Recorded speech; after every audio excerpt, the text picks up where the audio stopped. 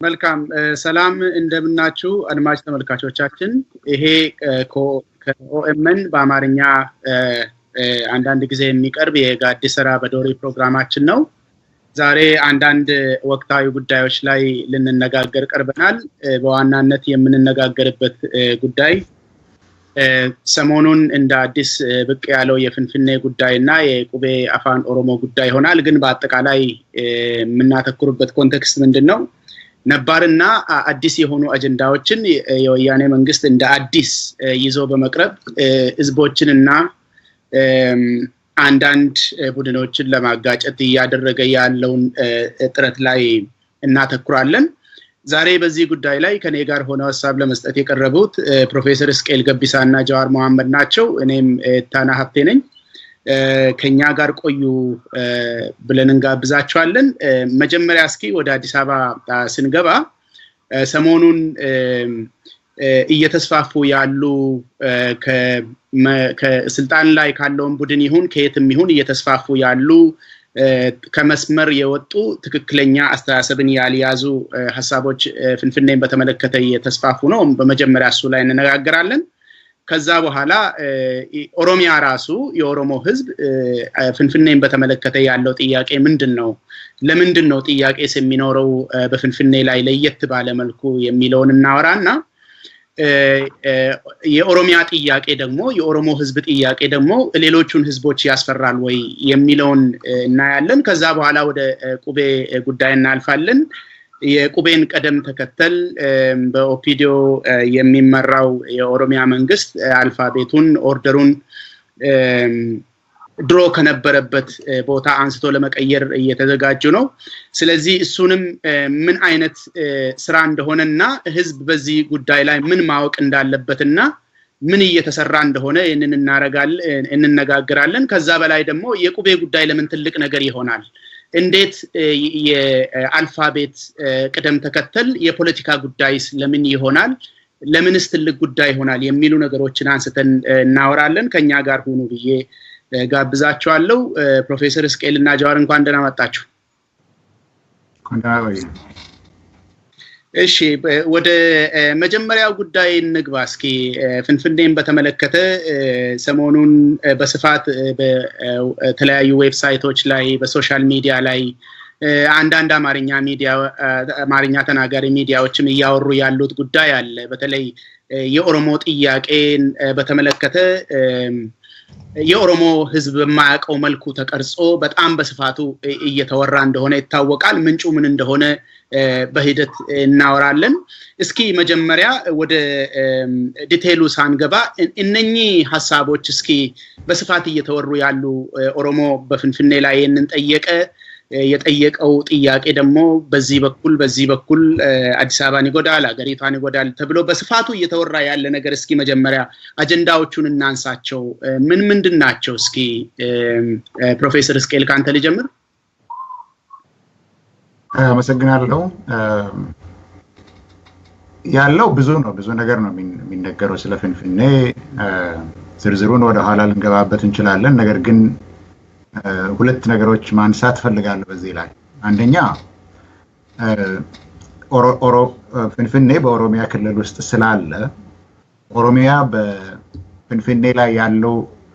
ጥቅም ያስፈልጋል የሚባለው ነገር መሰረታዊ የሆነ የፌደራል አሰራር ነው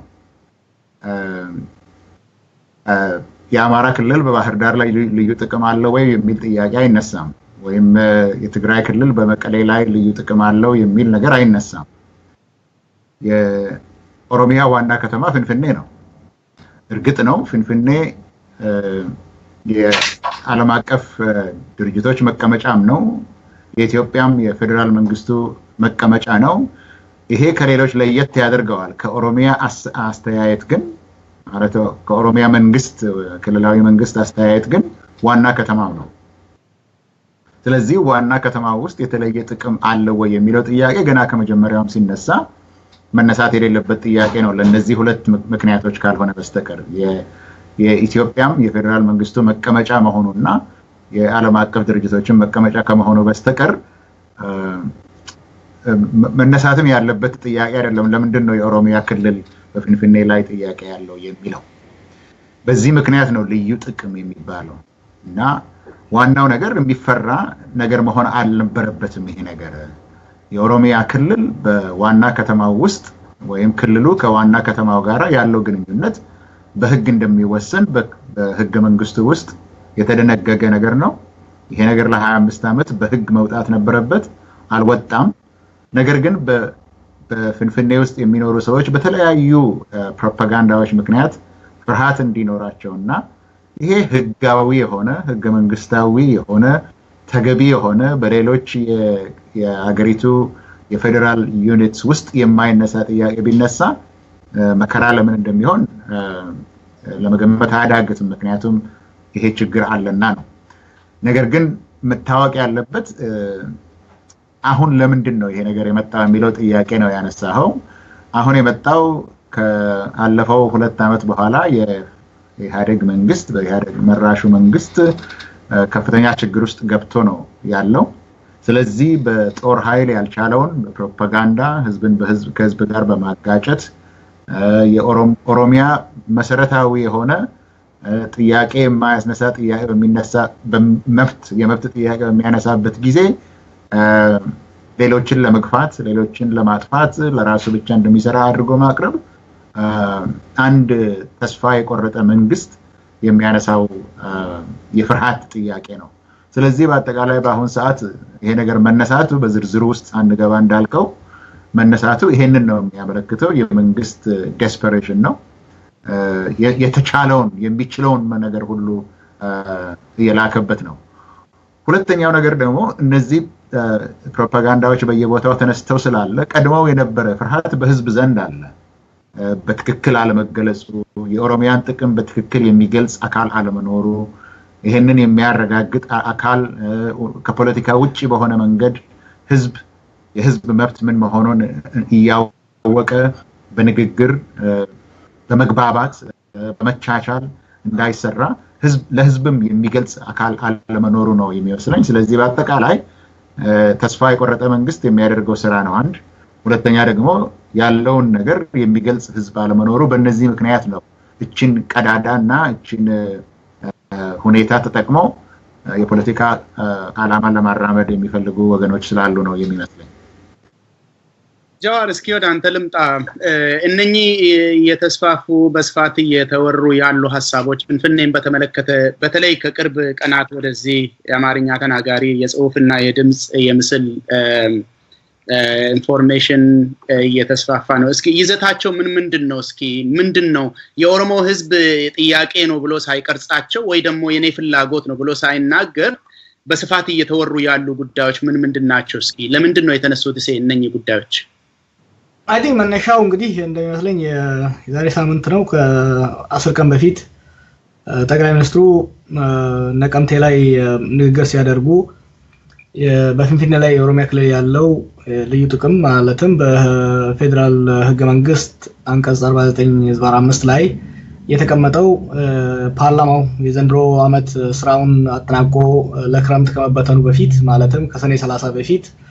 ለአቅርበን ፓርላማው ላይ እናስወስናለን የሚል ንግግር አድርገው ነበር ያን አድርገው ከጥቂት ቀናት በኋላ ዶክመንቶችን ሳይሆን ሐሳቦቹን አሸልከው ለተለያየ ሚዲያ መላክ እንደጀመሩ ነው የምንረዳው ከዚህ ውስጥም በጣም ኢንሳይትፉል የሆኑ በጣም ሴንሴሽናል የሆኑ ሰዎችን ሊያስቆጡ ይችላሉ የተወሰነ የማህበረሰብ ክፍልን ሊያስቆርፉ ይችላሉ የሚሉ ነገሮችን መዛው ነው የላኳቸው ነው ይመስለኝ ህዋት ራሱ ነው የላከው ነው ይመስለኝ ከተለያዩት ነገሮች እንደምናየው ተዝካለ የዛሬ 2 ወር አካባቢ እኛ ዶክመንቱን አግኝተነው ነበር ድራፍቱ ፕሮፖዛሉ አግኝተነው ሰፊ ውይይት ተካሂዶበት ነበር ያ ውይይት በጣም ሰፊ ውይይት በተለይ ከኦሮሞ ወገን ከፍተኛ ውይይት ከተካሄደበት በኋላ የኛ አይደለም ብለው ወደ መካድ የሄዱበት ሁኔታ ነው ያለው ከዛ በኋላ ያኑ ዶክመንት ያሻሻሉ ሲወያዩበት ቆይተዋል እንደሚመስለኝ በቅርብ ጊዜ ወደ ሚኒስትሮች ምክር ቤት ከዛም ወደ ህግ አውጪው አካል እንደሚላክ ነው እየተወራ ያለው ሆኖም ግን ያቀረቧቸው ነገሮች ለተለያዩ ሚዲያዎችና ግለሰቦች የላኳቸው ዶክመንቶች ምን አይነት ናቸው እንዴት ነው ሴንሴሽናል ሊሆኑ የሚችሉት ብለን አንዳንድ ያነሷቸው ነጥቦች ነው ለምሳሌ የአዲስ አበባ በአጠቃላይ አዲስ አበባ ወይ ፊንፊኔ ለኦሮሞዎች ልትሰጥ ነው የሚል ነው አመለካከቱ። በዛ ከተማ ውስጥ ያለው ህዝብ ኦልሞስት እንደሚባረር ሰከንድ ክላስ ሲቲዝን እንደሚሆን ነው ያስቀመጡት። አንዱ ለምሳሌ በአዲስ አበባ ውስጥ የሚኖሩ ኦሮሞዎች መሬት ከሊዝ ውጪ ይሰጣቸዋል፣ ኦሮሞ ያልሆኑ ደግሞ ሊዝ በእጥፍ መክፈል አለባቸው የሚል ድንጋጌ ያለው ይላል። ከዛው ጋር ተያይዞ የአዲስ አበባ መስተዳድር ከንቲባ ወይም ምክትል ከንቲባው እንዲሁም በክፍለ ከተማ ደረጃ ያሉት ኃላፊው ወይ ምክትል ኃላፊው ኦሮሞ መሆን አለባቸው የሚል ነጥብ እንዳለው ነው የቀረበው ሲቀርብ የነበረው። ከዛ አልፎ የአዲስ አበባ ወይም ፊንፊኔ የስራ ቋንቋ አማርኛ ሙሉ በሙሉ ተወግዶ በአፋን ኦሮሞ ብቻ ይሁን የሚል እና እነዚህ የመሳሰሉ ናቸው። እነዚህ ነጥቦች ተወስዳቸው ኦፍ ኮርስ በጣም ትሬትኒንግ የሚያስፈሩ የሚያስነግጉ ናቸው እና ከዚህ ረገድ አንስተን ስናየው መራገቡም መደናገጡም በጣም አንደርስታንደብል ነው። በተወሰነ ደረጃ ህወሓት የተሳካለት ይመስለኛል። ሁለት በጣም የሚገርም ነገር ነው ያደረገው። እነዚህን ሐሳቦችና ዶክመንቱ እነዚህን ሐሳቦች ነው ያለው። ኢህአዴግ በቅዳሜ በሚያደርገው ውይይት ይሄን ያቀርባል ብሎ በጣም ሚዲያዎች እንዲያጋንኑት ካደረገ በኋላ እሁድ ላይ ደግሞ እነዛ ሐሳቦች ሪጀክት ተደርገዋል፣ ውድቅ ተደርገዋል አለ። እንደዚህ አይነት ዶክመንት እንግዲህ በኢህአዴግ ቀረበ፣ ለኢህአዴግ ምክር ቤት ለሴንትራል ኮሚቴው ቀረበ። ሴንትራል ኮሚቴው ተወያየበትና ውድቅ አደረገው። አቅራቢ ኢህአዴግ፣ አውዳቂ ኢህአዴግ። ግን ያስወደቀው ማን ነው ብሎ ደግሞ ሲያስቀምጠው ብአዴን ነው። በትልቁ በቃ የተቃወመው በጣም የተቃወመው ብአዴን ነው። ከዛ በመቀጠል ህወሓት ብሎ ከዛ የደቡብ ፓርቲ ደግሞ አይ እሱ ምን ላይ እንደነበረ አቋሙ አልታወቀም የሚል ውይይት ነው ያደረገው። የኢህአዴግን አሰራር እንግዲህ ጥርሳችንን ነቅለንበት ሽበታውን ማውጣት የጀመርንበት ነው እናውቀዋለን። አንድ ነገር እንዲህ አይነት ውይይት ከመቅረቡ በፊት ከላይ ተወስኖ ህወሓት ወስኖ ጨርሶት ነው ለፓርላማ ውይይትም ሆነ ለኢህአዴግ ምክር ቤት ውይይት የሚቀርበው እና እንደዚህ በጣም ሴንሲቲቭ የሆነ ኢሹ ልክ ለክፍት አይነት ውይይት ለኢህአዴግ ምክር ቤት ቀርቦ በኢህአዴግ ምክር ቤት ላይ ብአዴን ሽንጡን ገትሮ ተከራክሮ እንዲወድቅ አደረገው የሚለው ነገር አላማዋ ምን እንደሆነች መቼም ኢትዮጵያን ፖለቲካ በህልሙም ቢሆን እንዲሁ በእንቅልፉም ቢሆን የሚከታተል ሰው በደንብ ይረዳዋል። አላማው በጣም ቀላል ነው። በአላማው በአንድ ወገን መጀመሪያም ራሱ ኦሮሞች ሊነጥቋችሁ ነው፣ ከተማውን ሊወስዱት ነው፣ ሊያባርሯችሁ ነው፣ ከንቲባ የሚሆኑት እነሱ ናቸው፣ እነሱ መሬት በነፃ ይወስዳሉ፣ እናንተ እጥፍ ትከፍላላችሁ ማለት ሌላውን ብሔር ብሔረሰብ በተለይ ደግሞ አማራውን የማስበርገግ አላማ እንዳለው ነው ወጣው። ከዛ በኋላ ደግሞ አማራውን አርብ ዕለት ካስበረገገው በኋላ እሁድ ዕለት ኦሮሞውን ጭራ ማስነቀል ነው የሚፈልገው። ምንድነው የሚፈልገው? በጣም እኮ ሊሰጣችሁ የታሰበውን ጥቅምና መብት ያን በጣም ስፔሻል ጥቅምና መብት እነዛ የአማራ ፓርቲ ሽንጡን ገትሮ በመከራከሩ ከዛ ደግሞ ህወሓት በመደገፉ ወድቅ ሆነ። ስለዚህ ኦሮሞ የአማራ ፓርቲ ላይ ያፈጥበታል፣ ህወሓት ደግሞ በአማራ ይወደዳል። እንዲህ አይነት ያረጀ የጃጅ አይነት የፖለቲካ ቁማር ነው ለመጫወት የፈለጉት። የኦሮሞ ህዝብ ያቀረበው ጥያቄ ብቻ አይደለም። ይሄ በህገ መንግስቱ የተቀመጠ ለረጅም ጊዜ ሲጓተት የነበረ ጥያቄ ነው። የኦሮሞ መሪዎች በ1991 ከዛ በኋላ በ1995 ህገ መንግስቱ ሲጸድቅም ከዛ በኋላ በመጫቱ ለምሳሌ በ2003 2004 አሁንም ቢሆን የኦሮሞ ምሁራን፣ የኦሮሞ መሪዎች፣ የኦሮሞ ህዝብ በፊንፊኔ ላይ ያለው ጉዳይ እንዴት መፈታት አለበት የሚለው ፍትሃዊ በሆነ የአዲስ አበባ ማህበረሰብ እዛ ውስጥ የሚኖር ህዝብ መብትና ጥቅሙ በሚከበርበት እንዲሁም ደግሞ የኦሮሚያና የኦሮሚያ ክልል መብትና ጥቅም ባማከለ ሁሉን ሊያስማማ በሚችል ሁሉን ሊጠቅም በሚችል እንዲፈታ ወደዛ እንመለሳለን። ቆየኝ እሱን በጥልቀት ልናወራ ነው። ምክንያቱም የኦሮሞ ህዝብ ጥያቄ ምን አይደለም የሚለውን አንስተን ትንሽ ከተወያየን በኋላ ደግሞ ጥያቄው ምንድነው ወደሚለው እንመለሳለን። እቺን እንጨርስ ብዬ ነው። እና በነገራችን ላይ የወያኔ መንግስት በእንደዚህ አይነት ተንኮሎች በጣም እንደሚታወቅ ኢትዮጵያ ውስጥ የሚኖር ብቻ ሳይሆን ከኢትዮጵያም ውጭ የሚኖሩ የኢትዮጵያ ሰዎች የሚያውቁት ይመስለኛል። ትልቁ ምሳሌ 2005 ምርጫ በኢትዮጵያ 97 ሳይደርስ ወራት አስቀድሞ መለስ ስልጣን ሊለቅ ፈልጓል የሚለው ወሬ አገርን እንደሞላ ይሄንን ደግሞ ተፈራ ዋልዋ ነው የተናገረው ተብሎ ተፈራ ዋልዋ በትንሽ ነገር በመጠጥ ተሸንፈው ለጓደኞቹ ሹክ እንዳለና ይሄ ወሬ እውነት እንደሆነ ተደርጎ የውጪ ሚዲያዎች ሳይቀሩ በጣም ከተራገበ በኋላ በቃ ምርጫው ሲመጣ መለስ ለመውረድ አስቧል ከስልጣን ተብሎ መጨረሻ ላይ ይሄ ነገር አገር ከደረሰ በኋላ በቃ እኔ ፓርቲ ከለቀቀኝ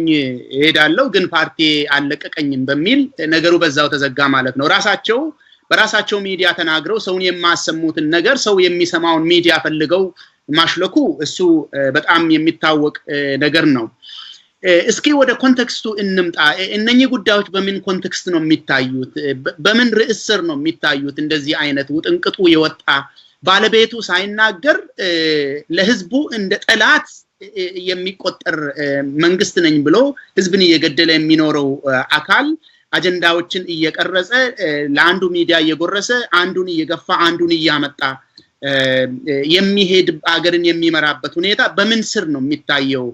ይሄንን እንዴት ነው የምታየው እስኪ ፕሮፌሰር ስካይ አሁን ዝርዝሩን ጀዋር የተናገረው ጥሩ ነው ለአድማጮች እንዲገባቸው ነገር ግን ይሄን ያህል ቦታ የሚሰጠው ነገር አይደለም አሁን ለምሳሌ ሊዝ ለኦሮሞዎች በነፃ ሆኖ በሌላው ሰው ህዝብ ላይ ግን በእጥፍ ይሆናል የሚባለው አእምሮ ያለው ሰው ሊቀበለው የሚችል ነገር አይደለም ህጋዊ አይደለም ሞራላዊ አይደለም ታሪካዊ መሰረት የለውም ምን ጊዜም አልተባለም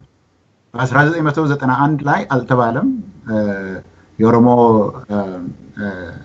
ነፃነት ግንባር በመጣበት ጊዜ መሪዎቹ ይሄንን አላሉ ከዛ በኋላ ስለ ኦሮሞ የሚናገር ሰው ሁሉ ለሌላው ለኦሮሞ ነፃ አድርገን ለሌላው እንሰጣለን የሚል የሞኝ ስራ ለመስራት የተነሳ የለም ስለዚህ ጉዳይ የሚጽፉት እንደ ዶክተር ጸጋዬ ስለዚህ ጉዳይ የተናገሩበት ጊዜ የለም ባለፈው ጊዜ ስንናገርበት የነበረው ይሄ አዲስ አዋጅ ወጣ በሚለው ነገር ውስጥ የለም እነዚህ ሁሉ በህዝብ ፊት የሚቀርቡት ዶክመንቶችና በህዝብ ፊት የሚቀርቡ ኃላፊነት ያላቸው ሰዎች ያልተናገሩትን ነገር ተናገረ ብሎ ሾልቆ በሚያወጣበት ጊዜ ይሄንን እንደ እውነተኛ ነገር አድርጎ በህዝብ መገናኛ መሳሪያዎች ላይ መናገር ራሱ የጋዜጠኝነትን ሙያ የናቀ የጋዜጠኝነትን ሙያ ስራ የተወ ነው ለማለት ይቻላል ምክንያቱም እንዲህ አይነቱ ነገር መሰረት የለውም ምንም አይነት ህጋዊ መሰረት የለውም ህገ መንግስታዊ መሰረት የለውም ፖለቲካዊ መሰረት የለውም ታሪካዊ መሰረት የለውም የልጅ ጨዋታ ነው ስለዚህ ኃላፊነት ያላቸው ሰዎች ጋዜጠኞች እንዲህ አይነቱን ነገር ማራገብም የለባቸውም ኦሮምኛ የከተማው ቋንቋ ሆኖ አማርኛ ከአዲስ አበባ ይወገዳል እንዴት ሆኖ ነው ሊሆን የሚችለው አዲስ አበባ ውስጥ ያለውን አማርኛ ተናጋሪ ሁሉ በማውጣት ነው እንዲህ አይነት ነገር ኦሮሞ አንስቶ አያውቅም ምን ጊዜም ተነስቶ አያውቅም ያልተነሳ ነገር ነው ስለዚህ ጋዜጠኞች ይሄኛውም ደግሞ እውነት ነው ብለው እንደ በከመንግስት እንደመጣ አድርገው ሚስ ኢንፎርሜሽን ማንኛውም ተስፋ የቆረጠ መንግስት የሚያወጣው ምን ጊዜም ሊጠቀምበት የሚችል ርካሽ የሆነ የመጨረሻ ዝቃጭ የሆነ ፕሮፓጋንዳ ነው ሰሚው ግን ህዝብ ግን የፍንፍኔ ይሁን የኢትዮጵያ አንድነትና ስቴብል መሆን ያገባኛል የሚል ህዝብ ካለ እንዲህ አይነቱን ነገር መጠቀም የለበትም ለምሳሌ የከተማ መንግስታዊ ድርጅቶችን በሙሉ ስራ አስኪያጆችን ኦሮሞዎች ምክትሎችንም ኦሮሞዎች እና ይሄንን እውነት ነው ብሎ ሰው በጋዜጠኛ የሆነ ሰው ይሄንን እውነት ነው ብሎ ያወጣል ምን ጊዜም ያልተነሳ ነገር ስለዚህ ዋናው ነገር ወዴት ነው የምንመለሰው አሁን የከተማ ስም ኦሮሞ አሁንም ፍንፍኔ ብሎ ይጠራዋል በሌላ ስም ይጠራዋል አዲስ አበባ ግን ይቀራል የሚል ስም የተናገረ አንድም ቀን የለም ዶክተር ጸጋዬ ብዙ ጊዜ ሲናገር ፍንፍኔ የኦሮሚያ ናት የሚሉበት ጊዜ መልሱንም ይሰጣል መልሱንም በሚሰጥበት ጊዜ ምንድነው የሚለው ይሄ ማለት እኮ ጥቅምን በሙሉ ታጣላችሁ ማለት አይደለም ታሪካዊ ጉዳቱን መልስ ለመስጠት በአመት 1 ብር ፍንፍኔ 1 ብር ለኦሮሚያ ብትሰጥም ይበቃል ብሎ ይናገራል ስለዚህ እነዚህ መሰረት የሌላቸው የምንም አይነት መሰረት የሌላቸውን ነገሮች ሌሎችም ሰዎች እውነት ነው ብለው መቀበል የለባቸውም ይሄ በጣም የረከሰ የጓላ ቀር የሆነ በስልጣን ላይ ያለ መንግስት የሚጠቀምበት በጣም ርካሽ የሆነ ቀሽም የሆነ ፕሮፓጋንዳ መሳሪያ ነው ሚስ ኢንፎርሜሽን ለዛም የሚበቃ አይደለም ስለዚህ ሌሎችም ኃላፊነቱን መሸከም መቻል አለባቸው ለማለት ነው ይሄንን ለመጨመር ነው ያስብኩት እንግዲህ በነገራችን ላይ ይሄ ነገር ሲነሳ ይዘቱን ስንመለከት እነዚህ አይነት ወሬዎችን ይዘታቸውን ስንመለከት በዓለም ውስጥ እንደዚህ አይነት ቴንደንሲ አንድን ብሔር ወይ ደግሞ አንድን ዘር ከአንዱ ለይቶ አንዱን የበላይ አንዱን የበታች አድርጎ በጣም ግልጽ በሆነ ለአንዱ ቴሪቶሪ ፈጥሮ ለአንዱ ደግሞ እንዳትገባ ብሎ ያደረገው የአፓርታይድ ሬጂም ነው እና የሬስ ችግር የነበረባቸው ሀገሮችም ይሄንን አድርገዋል አሁን የቀረበው የጥያቄ ቀረበ የተባለው ራሱ ልክ ህዋት ሀገርን እየገዛ ያለበት ሀገር አይመስልም ሲነገር ሚሊተሪውን ኦሮሞ ጠቅላላ ተቆጣጥሮ የአገሪቷን አስተዳደር ጠቅላላ ኦሮሞ ተቆጣጥሮ ከሰሜን እስከ ደቡብ ኦሮሞ ያለውን ሀብት ያለውን ስልጣን ሁሉ ተቆጣጥሮ የቀረበ ጥያቄ ነው የሚመስለው ኦሮሞ አገሩን ተቀምጦ እየተገደለ የቀረበ ጥያቄ አይመስልም ምክንያቱም ይሄ ሁሉ ነገር እየተደረገበት አገሩ ተቀምጦ ሌላው ነገር ቢቀር ልጆቹ እየተማሩበት ያለበት አልፋቤት እንኳን ኦርደሩን እንቀይራለን እየተባለ ያለበት ጊዜ ላይ ነው እንደዚህ አይነት እየተነገረ ያለው ማለት ነው ስለዚህ የአፓርታይድ መንግስትን አዲስ አበባ ውስጥ በኦሮሞና በሌሎቹ ብሔሮቹ መሃል እንፈጥራለን ማለት ብቻ ነው የቀረው ይዘቱ አይታችሁት እንደሆነና በጣም አሳፋሪ በፊት እነሱ ራሳቸው የጻፉት የድራፍት ፕሮክላሜሽኑ ውስጥ ራሱ ኦሮሞና ሌሎችም ብሔሮች አብረው የሚኖሩበት ከተማ ላይ ኦሮሚያ ጥያቄውን እንደ ኢንቲቲ ሲጠይቅ አዲስ አበባ ውስጥ ያሉ ኦሮሞዎች ናቸው ጥቅም ማግኘት ያለባቸው እንደተባለ አይነት ወደዛ አውርደው አቅርበው ራሳቸው ደግሞ መልሰው እኛ አላደረግንም ያሉበት ሁኔታ ነው ያለው ስለዚህ በዚህ ብዙም የሚደናገር ሰው ያለ አይመስለኝም ግን በጣም የደከመ አጀንዳ ስለሆነ እስኪ ወደ ዋናው ጭብጥ እንምጣ የኦሮሞ ጥያቄ ይሄንን ካልሆነ ኦሮሚያ ከአዲስ አበባ የሚፈልገው እነኚህን ነገሮች ካልሆነ ምንድነው የሚፈልገው ኦሮሚያ ከፍንፍኔ እስኪ ጃዋር ካንተ ልጀምር የኦሮሞ ጥያቄ ፍንፍኔን በተመለከተ ምንድነው አንድ ሁለት ሶስት ብለን እስኪ ይሄንን ባጭሩ እንነጋገር ግልጽ እናድርግ ይሄንን ነገር አጥቅ መነሻው ፍንፍኔ የኦሮሚያ ከተማ ነች በኦሮሚያ ውስጥ ያለች ከተማ ነች በማህበራዊ ፖለቲካዊ ኢኮኖሚያዊ ጂኦግራፊክ ሁሉ ትስስር ያላት ከተማ ነች እቺ ከተማ የኦሮሚያ ከተማ ነች እንዲሁም ሆኖ ደግሞ ብሔር ብሔረሰቦች የሰፊ ብሔር ብሔረሰቦች የሚኖሩባት ከተማ ነች በታሪክ ሂደት ውስጥ በብዙ ለውጥ ውስጥ ያለፈች ከተማ ናት ከዚህ አንፃር ገና ፍሬመርስን ባላቸው ገና ያሁኑ ስርዓት ሲቋቋም የኦሮሞ መሪዎች ቅድም ፕሮፌሰር ጋይላ ሶት ነበረ የኦሮሚያ ከተማም እንኳን ብትሆን ሌሎች ብሔር ብሔረሰቦች ያሉባት ስለሆነ ከተማዋ የምትተዳደርበት እና በኦሮሚያና በከተማ መካከል ያለው ግንኙነት የኦሮሞን ህዝብ ታሪካዊ ባህላዊ ሂደትን እስከዛሬ ያለውን እንዲሁም ደግሞ በከተማ ውስጥ ያለው ማህበረሰብ ነባራዊ ሁኔታን በአማከለ መልኩ መፍትሄ መምጣት አለበት የሚል አቋም ነበር የነበራቸው ከ1991 ጀምሮ ሄዶ ግን ወነግም ተከፍቶ ከገሪቷ ከወጣ በኋላ እዛ የቀሩት ሰዎች በተወሰነ ደረጃ ባደረጉ ክርክር ውሳኔ ማግኘት አልተቻለም ወደፊት መወሰን አለበት ይሄ ነገር ወደፊት ይወሰን አሁን ከገፋንበት ችግር ይፈጥራል ስለዚህ ወደፊት ይወሰን በሚል ነው እንግዲህ አንቀጽ 49 ላይ ተቀምጦ ዝርዝሩ በህግ ይተነተናል ተብሎ የተቀመጠው እንደኛ አመለካከት ከብዙ ምሁራንም ከማህበረሰቡም የሰማሁት ሶስት ዋና ጉዳዮች ናቸው አንዱ የፊንፊኔ በኦሮሚያ ማዕከል በኦሮሞ ህዝብ እምብርት ነው የክልሉ እምብርት ከመሆኑ የተነሳ የኦሮሞን ማንነትና የኦሮሞን ባህል እሴት እየገፋች የምትሄድ ሳትሆን የኦሮሞን ባህል እሴት ጥቅም እያማከለች መሄድ መቻል አለባት ምክንያቱም እንግዲህ ዛ ከተማ ያደገም ዛ ያቺን ከተማ ነው የሚያክሰው ከተማ በተስፋፋች ቁጥር ህዝቡን እያፈናቀለች እንጂ ህዝቡን እያሳደገች አልሄደችም ስለዚህ ባህላዊ የማንነት ጉዳይ ፊንፊኔ የኦሮሞ ማንነት የሚንጸባረቅበት መሆን አለበትና እዛ ውስጥ የሚኖሩት ኦሮሞዎችም ሆኑ ሌሎቹ አብረው ሌላም ህዝብ የኦሮሞን ባህል አዳፕት እንዲያደርግ ኢንቲግሬትድ የሆነ ሜትሮፖሊታን ሲቲ እንዲሆን የቋንቋ ጉዳይ ነው አንዱ የሚነሳው እሱ ነው እሱም በትምህርት ቤትም በማንኛውም የሥራ ቋንቋና የትምህርት ቋንቋ ይሁን የሚለው አከራካሪ ያልሆነ በኢትዮጵያ ደረጃ ራሱ አይ ቲንክ ኮንሰንሰስ ኢመርጅ አድርጓል አፋን ኦሮሞ የፌደራል የስራ ቋንቋ ከአማርኛ በተጨማሪ ይሁን የሚለው ኦልሬዲ አይ ቲንክ የሚቃወመው ፓርቲ ያየው አይመስለኝም ከህወሓት በስተቀር ኢምፕሊሜንቴሽኑን ቢያለው አንዱ እሱ ነው። ሁለተኛ ፊንፊኔ ከኦሮሚያ ጋር የተቆራኘች በመሆኗ ስታድግ ከኦሮሚያ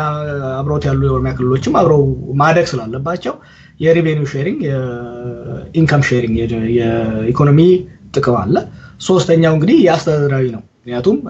ከተማዋና ክልሉ ተለያይቶ ማደግ ስለማይችሉ የፖለቲካና መስተዳደራዊ ጉዳዮችን በጋራ ማስተዳደር አለባቸው የሚለው ነው። ይሄ ደግሞ በክሊርሊ በህገ መንግስቱ አንቀጽ 49 ህዝብ 5 ላይ የተቀመጠ ነው። ይህ ስንል ግን እነዚህ ጉዳዮች የሁለቱ የኦሮሚያ ክልል መንግስት የኦሮሚያ ክልል ህዝብና ፊንፊኔ ውስጥ የሚኖረው ህዝብ ስንል ግን ኦሮሞን ነጥለው ሌላው አይደለም። ኦሮሞውም ይሁን ጉራጌውም ይሁን ሽናሻውም ይሁን አማራውም ይሁን ትግሬውም ይሁን ፊንፊኔ ውስጥ የሚኖረው ህዝብ እንደ አንድ ህዝብ የኦሮሚያ ክልል ህዝብ ደግሞ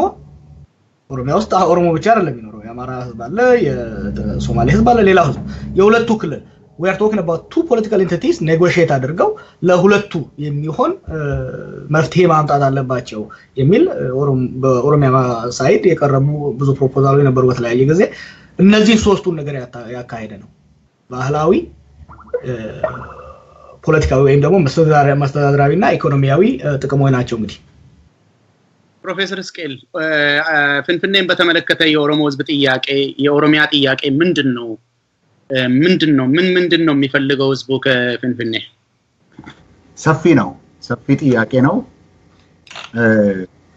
በሁለት ከፍለን ብናየው ይሻላል። አንደኛው ታሪካዊው ጥያቄ ነው። ኦሮሞ በፍንፍኔ ላይ ያለው ታሪካዊ ጥንታዊ የሆነ ታሪካዊ ጥያቄ አለ። ይሄውም በኦሮምኛ ሲነገር ፍንፍኔን ከኦሮሞቴ በሚባልበት ጊዜ ፍንፍኔ ኦሮሞ ናት የሚባልበት ጊዜ በዚህ መሬት ላይ ከጥንት ጀምሮ ስማቸውን የምናውቅ የኦሮሞ ጎሳዎች ነበሩበት። ጉለሌ ነበረ፣ አብቹ ነበረ፣ ገላን ነበረ፣ እነዚህ ነበሩ። ይህ መሬት የነሱ ነው። ነገር ግን በጦር ኃይል ተገፍተው ነው ከዛ የተላቀቁት። አሁን ፍንፍኔ ያረፈበት 54000 ሄክታር ብቻ ሳይሆን ከአካባቢውም ደግሞ ሰው ተገፍቶ ነው የሄደው። የሀገሩ ስም ተለውጧል። የሀገሩ ማንነት ተለውጧል። የሀገሩ ቋንቋ ተለውጧል። የመሬት ባለቤትነት ተወስዶበታል። ታሪካዊ የሆነ በወታደር ኃይል በግፍ በአመጽ የተደረገ ነገር አለ። ይሄ ዋነኛው የሆነ የኦሮሞ ህዝብ ጥያቄ ነው። በኦሮሞ ህዝብ መካከል የሚሄደው ጥያቄ አለ። ስማቸውን የምናውቃቸው ሰዎች በዚህ ጉዳይ ላይ ስለታገሉ ለኦሮሞ ይመለስ ይታወቅ ስለተባለ የታገሉ ስማቸው በታሪክ ውስጥ ብዙ ጊዜ የማይነሳ ኦሮሞዎች ግን በተለይ አካባቢ ኦሮሞዎች የሚያውቃቸው አሉ። ቱፋሙና፣ ውተወሰርቢ፣ ጉራራ ለታ እንደዚህ ያለ ልንቀጥል እንችላለን። የተሰዉ ይሄ ነገር በአንድ በኩል መቅረት አለበት። ሁለተኛ ይሄኛው ታሪካዊ በደል መታወቅ አለበት። ይታወቅ፣ ሬኮግኒሽን ይሰጠው። ይህ ማለት በፍንፍኔ ውስጥ ሐውልትም ይቁም ለዚህ ነገር ወይም በፍንፍኔ አካባቢ ሐውልት ይቁም። ያ ሐውልት ድንጋይ ሊሆን ይችላል፣ ያ ሐውልት ታሪክ ሊሆን ይችላል። ነገር ግን ይህ ይታወቅ የሚለው ዋነኛ ጥያቄ አለ። የዛ መሬት ባለቤቶች ኦሮሞዎች ናቸውና እዚህ መሬት ላይ አሁን ከዛ በኋላ መጥተው የሀገሪቱ ዋና ከተማ በሚሆንበት ጊዜ በአስተዳደር ምክንያት፣ በንግድ ምክንያት፣ በሌላ ምክንያት የመጡት ደግሞ የዚህ ሀገር እንግዶች ናቸውና እንደ እንግድነታቸው ብዙ ቦታ ይሰጣቸው የሚለው ሰፊ የሆነው ጥያቄ አለ። ሰፊ የሆነው ጥያቄ የመብት ጥያቄ አለ። ይሄ አንድ ነው። ይሄ አንደኛው ደረጃ ነው። ነገር ግን በአሁኑ ሰዓት ኦሮሞዎች የሚጠይቁት ፖለቲካዊው ጥያቄ ታሪካዊው ሳይሆን ፖለቲካዊው ጥያቄ ደግሞ አለ። ያ ታሪካዊ ጥያቄ ደግሞ በኢትዮጵያ ህገ መንግስት ውስጥ የተነገረ ነው፣ የተጠቀሰ ነው፣ የተደነገገ ነው፣ ህግ ይሰጠው የተባለ ነው። ስለዚህ ታሪካዊውን ጥያቄና ኦሮሞዎች ሊሆን ይገባል የሚለውን ዋነኛውን ጥያቄ ከዚህ ከፖለቲካዊውና ከህገ መንግስታዊው ከሆነው መለየት አለብን ማለት ነው። ይሄንን የምልበት ምክንያት ምንድነው? ሌሎች ህዝቦች ስላሉ ፍንፍኔ አዲስ አበባ የኦሮሞዎች ብትሆንም አሁን ግን የብዙ ህዝቦች የጋራ ስለሆነች ፖለቲካዊ የሆነ መፍትሄ ህጋዊ የሆነ መፍትሄ ያስፈልጋል ከሚለው የተነሳ አንቀጽ 49(5) ላይ የተጠቀሱ አሉ። ይሄ እንግዲህ የሌላውን ህዝብ መብት በማይነካ ሁኔታ በሌላው ህዝብ ላይ በኦሮሞ ላይ የደረሰውን ግፍ በማይነካ ሁኔታ ኦሮሞ እነዚህ ወገኖቼ ናቸው ህዝቦቼ ናቸው ወንድሞች ናቸው በሚልበት መሰረት የተሰጠ አለ ይሄውም አሁን ጀዋር የተናገረው ነው አንድ ፍንፍኔ የአዲስ በኦሮሚያ ክልል ውስጥ ስላለች አስተዳደራዊ የጋራ የሆነ አስተዳደር ይኖር የሚለው ህገ መንግስታዊ ጥያቄ ነው የአካባቢ ልማትን በሚመለከት የተጠቀሰው በህገ መንግስት የተጠቀሰ ነው ይሄ እንግዲህ ለፍንፍኔም ለኦሮሚያ ክልልም አስፈላጊ የሆነ ነገር ነው አስተዳደራዊ ደህንነትን መጠበቅ አካባቢያዊ ሶስተኛው የማህበራዊ አገልግሎት ጥያቄዎች ናቸው አሁን ያለው እንግዲህ የፖለቲካ መፍትሄ እንዲሰጥበት ህገ መንግስታዊ መፍትሄ እንዲሰጥበት የተነሱት እነዚህ ናቸው የኦሮሞ ህዝብ ታሪካዊ ጥያቄ አለው እነሱ በኦሮሞ ህዝብ ያሉ ናቸው ግን ይሄንን በመረዳት አሁን ታሪኩ ያለፈ ስለሆነ ረጅም ታሪክ ውስጥ አልፈን እዚህ ስለደረስን ህገ መንግስታዊ ህጋዊ እኩልነትን ነፃነትን አብሮ መኖርን ወንድማማችነትን በሚመለከት መፍትሄ ይሰጠው ይሄ ህግ ታሪካዊ ጥያቄ ፖለቲካዊ መፍትሄ ይሰጠው የሚለው እነዚህ ናቸው እንግዲህ ልዩነቱ ማለት ነው ስለዚህ እነዚህ ዝም ብሎ ትናንት የተነሱ ጥያቄዎች አይደሉም እነዚህ ህጋዊ መሰረት ያላቸው ጥያቄዎች ናቸው አሁን ኦሮሞ እየጠየቀ ያለው መሆንም ያለባቸው ናቸው በዚህ ምክንያት ነው ይሄንን እንግዲህ ስራ ላይ ለማዋል ወሰን ያስፈልጋል የጋራ ቋንቋ ያስፈልጋል ይሄንን ነው የሚጠይቀው ይሄ ምንም ከሌላ ህዝብ ጋር የሚያጣላ ጥያቄ ሳይሆን ለኦሮሚያ ክልልም ለፍንፍኔም ለአዲስ አበባም ለነዋሪዎቹም ለህዝቦቹም የሚጠቅም ፖለቲካዊ መፍትሄ የሚያስፈልግ እዛ ላይ ልዩነት ቢኖር በልዩነት ደረጃ መነጋገር ካለበለዚያ ምንም መሰረት የሌለው ለሌላ ጉዳይ ብቻ የተነሳ ነገር ላይ መነጋገር አስፈላጊ አይደለም እንደዚህ ናቸው ጥያቄዎቹም እነዚህ ናቸው የሚመስሉኝ እኔ በሁለት ተከፍለው መታየት አለባቸው በጣም ጥሩ እንግዲህ በአጠቃላይ የኦሮሞ ህዝብ ጥያቄ ፍንፍኔን በተመለከተ እንደው ግልጽ ለማድረግ የማይመለከታቸው ኃይሎች የገቡ ለመቅረጽ ሙከራ ስለሚያድረግ ስለጀመሩ ህዋትንም ጨምሮ የህዝቡ ጥያቄ ምንድነው የሚለውን በግልጽ ለማስቀመጥ ያክል ነውና ታሪካዊ ጥያቄ አለ የኢኮኖሚያዊ ጥያቄ አለ ማህበራዊ ጥያቄ አለ የአስተዳደራዊ ጥያቄ አለ ይሄ ደግሞ የሚደረገው በኢንቲቲዎች መካከል በኦሮሚያና በፍንፍኔ ከተማ መካከል እና ከዚህ በፊት የነበረውን ጉዳት ደግሞ በማይቀጥልበት መልኩ ችግሮችን የሚገታ እንዲሆን ነው እንግዲህ ህዝቡ እየጠየቀ ያለው ማለት ነው እስኪ እነኚህ አሁን ያነሳናቸው ጥያቄዎች ማለት የኦሮሞ ህዝብ እኔ እዚህ መሬት ላይ እንደነበርኩ እዚህ ላይ ያሳለፍኩት ታሪክ ይታወቅልኝ ኦሮሚያና ፍንፍኔ ያላቸው ባውንደሪ ይታወቅ አስተዳደራዊ ስልጣንን ሁለቱ ክልሎች ይካፈሉ የኢኮኖሚ ጥቅሞችን እንጋራ ማህበራዊ ጥቅሞችን እንጋራ የሚሉ እነኚህ ግልጽ የሆኑ ጥያቄዎች ሌሎች ኦሮሞ ያልሆኑ ህዝቦችን ያስፈራሉ ወይ የሚያስፈሩበት ምክንያት አለ ወይ እስኪ ጃዋር የሚያስፈራ አይመስለኝም ምክንያቱም ለምሳሌ አሁን መጨረሻ ላይ ያነሳዋል የድንበር ጉዳይ አለ የድንበር ጉዳይ ለምን አስፈለገ ማለት ፍንፍኔ የኦሮሚያ ከተማ ላይ ድንበር ለምን አስፈለገ የሚል ጥያቄ ሊነሳ ይችላል ድንበር ያስፈለገው ሁለቱን ከተማውንና ኦሮሚያን ለመለየት ሳይሆን ከተማ ነውና በፍንፍኔ ዙሪያ ደግሞ ያለው ገበሬ ነው ይቺ ከተማ በአሁኑ ቻርተር ስትቋቋም 1992 54000 ስኩዌር ካሬ ነበረች በአሁኑ ወቅት በጥፍ አድጋለች ከተማዋ እንደፈለጋቸው ከተማን የሚያስተዳድሩት ህዋቶች እየቸረቸሩ ለራሳቸው ወስደው የተረፈው ለሌላው በሸጡ ቁጥር ገበሬው እየተነሳ ነው የሚሄደው ስለዚህ ይሄ ልጥጥ የሆነ የከተማ መስፋፋት በነገራችን ላይ በፊንፊኔ ጉዳይ ብቻ ሳይሆን አዳማም ሆኖ ሌሎች ከተሞች ድንበር ሊበጅላቸው ይገባልና ገበሬውን እየነቀሉት መሄድ የለባቸው ስለዚህ ድንበር ሊካሄድ ይገባል ነው አንዱ እዚህ ላይ የሚጎዳ ይሄ እዚህ ላይ ሊያቆርፍ የሚገባው ህዋቶቹና ጀሌዎች የህዝቡ መሬት የሚቸበችቡት ብቻ ናቸው ማስተር ፕላን ጥያቄውን ማምና ያስነሳው በዚህ ምክንያት ነው ማስተር ፕላኑን ከዚህ በፊት እንዳልነው የኦሮሞ ህዝብ የከተማ ማደግን አይደለም የሚጠራው ግን ከተማ ሲያድግ እሱ እየተጎሳቆለ እየተነቀለ በራሱ መሬት ላይ ዘበኛ መሆንን ነው የማይፈልገው አሁንም ቢሆን በድንበር ጋር የተያያዘ ይሄ ሎክ ለምሳሌ የፊንፊኔ ከተማ ከዘንድሮ የተፈጠረውን ችግር እንውሰድ ፊንፊኔ እንደ ከተማ ነች እንደ ከተማ የተፈጥሮ ሀብትን መጠቀም መቻል አለባት እንዲሁም ደግሞ ከሌላው ክልል ጋር መቆራኘት መቻል አለባት ሰስቴኔብል የሆነ ዘላቂያዊ እድገት እንዲኖራት ከተፈለገ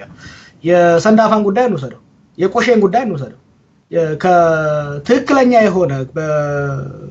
በፊንፊኔና በኦሮሚያ መካከል ትክክለኛ ዲቴል የሆነ ስምምነት ቢኖር ኖሮ የቆሼ አደጋ ላይ ደርስ ይችል ነበር ማንንም ሳይጠይቁ በቀጥታ ሄዱና ሰንዳፋ ላይ ገበሬውን ኤርፖርት ነው መንሰራው ብለው ካፈናቀሉት በኋላ ካሳ ሳይሰጡት ኤርፖርት ነው መንሰራው ብለው ካፈናቀሉት በኋላ በቂጥና ሳይካሄድ ሄደው የፍሳሽ የቆሻሻ መጣያ ገነቡ ቆሻሻ መጣያው ተገንብቶ በትንሽ ጊዜ ወር ውስጥ ወደ ከርሰ ምድር ውሃ መግባት ጀመረ በአካባቢው ባሉ ገበሬዎች አትክልቶችና እንዲሁም እንስሳቶች ላይ ችግር መፍጠር ጀመረ ከዚህ የተነሳ ገበሬዎቹ ከፍተኛ ቁጣን በማንሳታቸው እንዲዘጋ ተደረሰ ቢሊዮን ብር የወጣበት ጉርጓድ ማለት ነው ከዛ ተመልሰው ቆሼ ላይ መልሰው መጣል ጀመሩበት እንደምታየው ቆሼ በሚያሳዝን መልኩ ፈንድቶ ያ ሁሉ ህዝብ እንዲጎዳ አደረገ ማለት ነው የፊንፊኔ ከተማ እድገት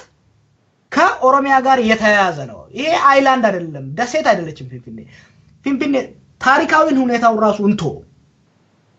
እንደ አይላንድ እንደ ደሴት ማደግ መኖር አትችልም ከሌላው ከአካባቢው ህዝብ ጋር መያያዝ መቻል አለባት አሁን በመናየው ሁኔታ የፊንፊኔ ባህል የፊንፊኔ ሁሉም ነገር ሌላው ህዝብ እንደሌለ በአካባቢው ያለ ህዝብ እንደሌለ ተወስዶ ነው እየተከደ ያለው ስለዚህ የፊንፊኔ ኢኮኖሚ ከኦሮሚያ ጋር የተቆራኘ ነው ስለዚህ እንትን ማድረግ አሁን ባለው ሳምንት አንድ የሚያደርጉትን የሌሊት ጨዋታ ተመልከት የፊንፊኔ እንደሚታወቀው አብዛኛው ውሃ ከከተማ ውጪ ነው የምትወስደው ከሰንዳ ከገፈርሳ ከሌላየ ቦታ ነው የምትወስደው ይሄንን ደግሞ ለዛ አካባቢ ገበሬ ለዛ ለክልሉ ለወረዳው ለአሳዳሩ ምንም ነገር ስለማትሰጥ ይሄ ጥያቄ ሲነሳ አሁን 680 ሚሊዮን ምናምን ብር በጀት አካይደው ጉርጓድ እንቆፍራለን ምናምን እንደዛ አይነት ነገር መሆን የለበትም መሆን ያለበት ነገር ኮንትራክቹዋል የሆነ ሁሉም መብቱን የከተማው ህዝብ መብቱንና ጥቅሙን በሚያቀበት የአካባቢው ህዝብ የኦሮሚያ ክልል መንግስት መሆን ህዝብ መብቱና ጥቅሙን በሚያቀው መልኩ መፈታት መቻል አለበት ይሄ ከተማው በተረጋጋና ዘላቂ በሆነ መልኩ እንድታድግ መንገድ ይከፍታል የኦሮሚያ ክልልና የአካባቢው ህዝብም ከከተማው እድገት እየተጠቀመ እንዲያድግ ያደርጋል አለበለዚያማ ከተማዋ ባደገች ቁጥር እኛን ነው የጎዳች የሚለው አንቲ ፊንፊኔ የሆነ ጸረ አዲስ አበባ የሆነ አመለካከት በጣም እያደገ ነው የሚሄደው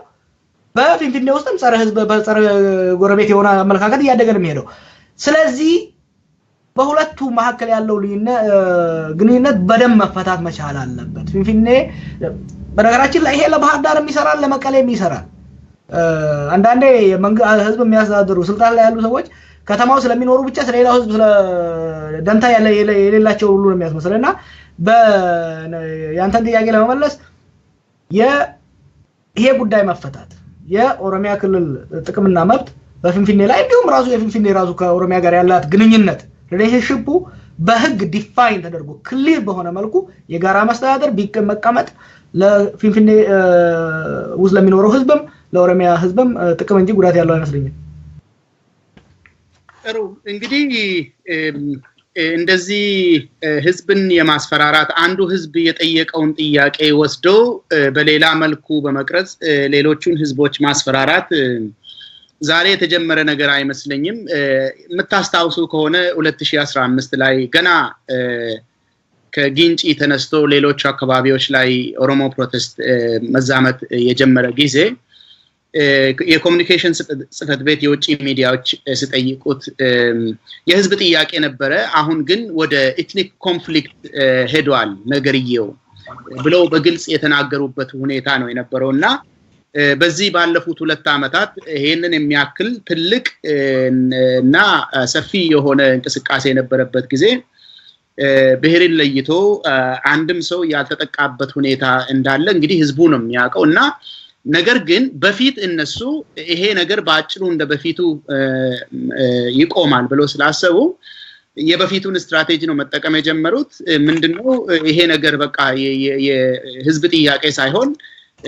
አንደኛው ብሔር አንደኛውን ለማጥቃት የተነሳበት ሁኔታ ስለሆነ ይሄንን እያስቆምን ነው የሚል ነገር ተናግረው ነበር ወዲያው እንቅስቃሴው በጣም እየበረታ ሲሄድ ድምጻቸውን ቀይረው ደግሞ የልማት ጥያቄ ነው የምናምን ጥያቄ ነው የሚል ነገሮችን አምጥተዋል ምን ለማለት ነው ያነሳው አንዱ ህዝብ የጠየቀውን በተለይ የኦሮሞ ህዝብ የሚጠይቃቸውን ጥያቄዎች ሌሎቹን ለማስበርገግ ህዋት የሚጠቀምበት በጣም የዋለና ያደረ ጉዳይ ነው ለማለት ያክል ነው እስኪ ኦሮሞ የሚጠይቃቸው ጥያቄዎች ወይ ደግሞ ኦሮሚያ እንደ ክልል የሚጠይቀው ፍንፍኔ ላይ ጥቅም ሊኖርኝ ይገባል ብለን አሁን የዘነዘርናቸው ፕሮፌሰር እስቄል ባጭሩ ወደ ሌላው አጀንዳ ሳናልፍ የሚያስፈራ ነው ለሌሎቹ ህዝቦች እዚህ ላይ አሳስጠና እናልፋለን ማስፈራት የለበትም ማስፈራት በፍጹም የለበትም ነገር ግን ፍርሃት አስቀድሞ ነው ስላለ ያንን ፍርሃት ነው በዛ ፍርሃት ላይ ነው ፍርሃት ህዝብ እየጨመረ ያለው በነገራችን ላይ ቅድም በትክክል ያልተናገርነው ነገር ምንድነው ባለፈው ጊዜ የረቂቅ አዋጅ በወጣ ጊዜ አንድ ትልቁ ተቃውሞ የነበረው ህገ መንግስቱ የሚለው የኦሮሚያ ክልል በፍንፍኔ ላይ ያለው ጥቅም ነው የሚለው ያ ረቂቅ አዋጅ ሾልኮ የወጣው አዋጅ እና ብዙ ያነጋገረው ግን የሚለው በፍንፍኔ ውስጥ ያሉ ተወላጆችን ነው ባለ ጥቅም ያደረጋል እንዲህ አይነቱ አሰራር ሊያስፈራራ ይችላል ነገር ግን የአዋጁ ዓላማ እሱ ስላልሆነ የአዋጁን ዓላማና የአዋጁን ትንታኔ በማየት ከመፍራት ለመቆጠብ ይቻላል ነገር ግን ወያኔም ሆነ ሌሎች ፍንፍኔ የሚባል ኦሮሚያ በፍንፍኔ ውስጥ ምንም ጥቅም እንዲኖረው አያስፈልግም ፍንፍኔ ከሌላ ሁሉ የተለየች መሽገር ሆነ መቀመጥ አለባት የሚሉ አሉ አሁን የኢንፍራስትራክቸሩን እንኳን ስናይ ፍንፍኔ ሁሉን ነገር የምትስብ ይሄ መንገዱ ሁሉ ወደ ፍንፍኔ ነው የሚያመራው የኢትዮጵያን ክልል በሙሉ የምትበጠብጥ ከተማ ነች ፍንፍኔ ከሁሉ በላይ ፕራይም የሆነች ከተማ ነች ኢንቨስትመንቱ ሁሉ በዛ ቦታ ነው ያለው እንዲህ አይነቱ አሰራር ቀርቶ ልማቱ ሁሉ ከፍንፍኔም ወጣ ብሎ ሌሎችም ቦታዎች መልማት እንዳለባቸው የሚያከራክር አይደለም ስለዚህ ብዙ የፍንፍኔ የኦሮሚያ ክልል ውስጥ ላለች ልዩ ጥቅም እንዲኖራት ያስፈልጋል የሚለውንም የሚቃወሙ ሰዎችና በስልጣን ላይ መቆየት የሚፈልገው የወያኔ መንግስት ፕሮፓጋንዳ አለ እሱ ህዝብን ሊያስፈራራ ይችላል ኦሮሚያ ግን በፍንፍኔ ላይ ጥቅም አላት የሚለው አንደኛ ይሄ ነገር በነገራችን ላይ ድንበርም ሳይሆን ወሰን ነው ድንበር የሚገድብ ነው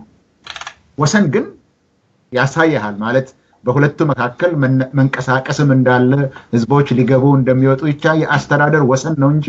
ድንበር የተገደበ ከዛሬ ጀምሮ አንተ ልትገባ አትችልም ከዛሬ ልትወጣ አትችልም የሚል አይደለም ወሰን ነው ይሄ በኢኮኖሚ በፖለቲካ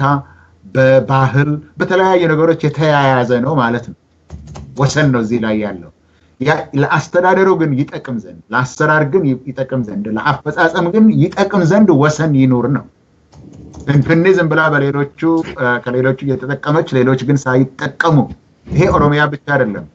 ሌሎችንም የኢትዮጵያን ግዛቶች የሚጠቀልል ነው በዛ አይነት መኖር የለበትም ለዚህ ወሰን እናርግና ከዛ በኋላ አስተዳደራዊ ጥቅሞችን ማህበራዊ ጥቅሞች እነዚህ ማንም ከተማ የሚያደርጋቸው በአለም ላይ ያለ ከተማ የከተማና ገጠር ልዩነት ብሎ የሚያደርጋቸው ነገሮች ስለሆነ አሰራሩ መንገድ የያዘ ህጋዊ የሆነ ደግሞ ትራንስፓረንት ግልጽነት ያለው እንዲሆን እንዲህ አይነት አሰራር ማስፈራራት የለበትም ማለት ነገር ግን ይሄንን የማይፈልጉ ወገኖች የሚያደርጉት ቅድም እንደተነጋገርነው ፕሮፓጋንዳ ነው ህዝቡን ያስፈራራ ያለው እንጂ ያሰራሩ ጉዳይ ማንንም ማስፈራራት ያለበት ነገር አይደለም የሚመስለኝ ነው ጥሩ እንግዲህ ይሄንን ጉዳይ ይሄን ያክል ከተነጋገርን ወደሚቀጥለው አጀንዳ እንሄዳለን ስለ ቁቤ አፋን ኦሮሞ ኦርደሩ እቀይራለሁ ብሎ በኦሮሚያ ቲቪ መንግስት ካስነገረ አንድ ወር አካባቢ ሆነዋል መሰለኝ አሁን እንግዲህ እሱ ከተነሳ በኋላ ብዙ የተደረጉ ነገሮች አሉ ህዝብ ያሰማው ድምጽና እነሱም መልስ ለመስጠት ያደረጉት ጥረት ነበረ እና ብዙ ሌየሮችን አፍልቷል ይሄ ነገር ከተነሳ ማለት ነው ብዙ ደረጃዎችን አልፏል እስኪ ወደ ትርጉሙ ሳንገባ ለምንድነው ይሄ ጉዳይ እንደው የኔ ያክል የፖለቲካ ጉዳይ ሆኖ ግን ብሎ ሊታይ የቻለው ወደሚለው ሳንገባ እዚህ ላይ ያሉ ኢሹዎች ምን ናቸው ምንድነው የተደረጉት እና ምን ውስጥ ነው ያለፍነው ነገርየው ከተነሳ በኋላ ለህዝብ ይፋ ከሆነ በኋላ ምንድነው የተፈጸሙት ማን ምን አደረገ እና ምንድነው እየተሞከረ ያለው ጃዋር ኢታን አልሰማሁም ድገመልኝ ይተቆራረጠ ነበር ኦኬ ያልኩት ምንድነው ጥያቄው አሁን መተን ልናወራ ነው ቁቤ አፋን ኦሮሞ መለወጡ ኦርደሩ ቀደም ተከተሉ እለውጣለሁ ብሎ መንግስት ከተናገረ ይሄው ወርሊ ያልፈው ነው እና ይሄ ነገር በምን በኩል ነው ፖለቲካዊ የሚሆነው የሚለውን በኋላ እናወራለን መተንና ትርጉሙን እንነጋገራለን እስከዛ ግን ይሄ ነገር ከተጀመረ ትንሽ ውሎ አድሯል አንድ ወር አካባቢ ሆኖታልና ምን ተፈጸመ ምንድነው የተባለው ህዝብስ ምንድነው ያሰማው ነገርየው ለህዝብ ከታወቀ በኋላ ምን ውስጥ ነው ያለፍነው ዋና ነገሮች እስኪ ምንድናቸው ይሄንን ትንሽ ለህዝብ እንግለጽና ከዛ ወደ ትርጉሙ እንገባለን የፊንፊኔ ጉዳይ እናሳርግና እናለበት አንድ አጠር ያለ ነገር ቤዚካሊ ትንሽ ወደ ኮንትሮቨርሲ ወደ መረበሽ የገባውን ማህበረሰብ ለማድረግ ሎክ የሰሞኑ እየተናፈሰ ያለው የኦሮሞ ህዝብ ጥያቄ ሊሆንም አይችልም አይደለም በሌላ ማህበረሰብ ኦሮሞ ተቀባይነት የለውም የኦሮሞ ህዝብ በፊንፊኔ ጉዳይ ላይ ብቻ ሳይሆን በማንኛውም ጉዳይ ላይ ከማንንም ማህበረሰብ ከማንንም ብሄር የበለጠ መሆን አይፈልግም የበለጠ ተጠቃሚ መሆን አይፈልግም ጠይቆም አያውቅም ከሌላው ብሄረሰብ የሚያስበልጠው ፖለቲካዊ ማህበራዊ ኢኮኖሚያዊ ጥቅም ጠይቆ አያውቅም አይጠይቅምም ቢሰጠውም አይቀበልም ምክንያቱም እንደዛ አይነት ጥቅምም ሆነ መብት ዘላቂ አይደለም ለራስ ፍትህን እየተጎነጨ ሌላው ማህበረሰብ በደል የሚደርስበትን ፍትህ የኦሮሞ ህዝብ ጠይቆም አያውቅም ከባህሉ ከማንነቱም ጋር አብሮ አይሄድም በፊንፊኔ ውስጥ የሌላው ብሄር እጥፍ ሊዝ እየከፈለ ኦሮሞ ዜሮ ይክፈል የሚል አመለካከትን እኔ በግሌ እንደ ጀዋር መሐመድ አልቀበለው ማንንም ኦሮሞ የማይቀበለው የሚቀበለው ጉዳይ አይደለም ስለዚህ እንዲህ አይነት ነገሮች ሲመጡ ተረጋግቶ ማየት ያስፈልጋል ምክንያቱም በዛሬ ወቅት በአሁን ባለው ሁኔታ ሌላው ሰው ጣሪያ የደረሰ ሊዝ እየከፈለ በነፃ ወስዶ ቤት ሰርቶ የተረፈውን በሊዝ የሚሸጠው ወያኔ ህወሓት ብቻ ነው ያንን እንደዛ አይነት ስርዓት እየተቃወመ በሌላው ማህበረሰብ ላይ እንዲህ አይነት ነገር ይጫን የሚል ፕሮፖዛል ኦሮሞ አያቀርብም ወደፊትም አያቀርብም በተለያየ ቦታ የባለስልጣናት ኦሮሞ ይሁኑ የሚለውንም ዛሬ እኮ ድሪባ ኩማ የፊንፊኔ ሜየር ነው ከንቲባ ነው ከዛ በፊት ኩማ ደመቅሳ ነበር ለኦሮሞ ታዲያ ምን ጠባለለት ኦሮሞ did not ask this kind of question we never demanded ኦሮሞ ይሄንን አልጠየቀም ስለዚህ የኦሮሞ ጥያቄ ያልሆኑትን የኦሮሞ ፖዚሽን ያልሆኑ ጉዳዮችን በማራገብ ጸረ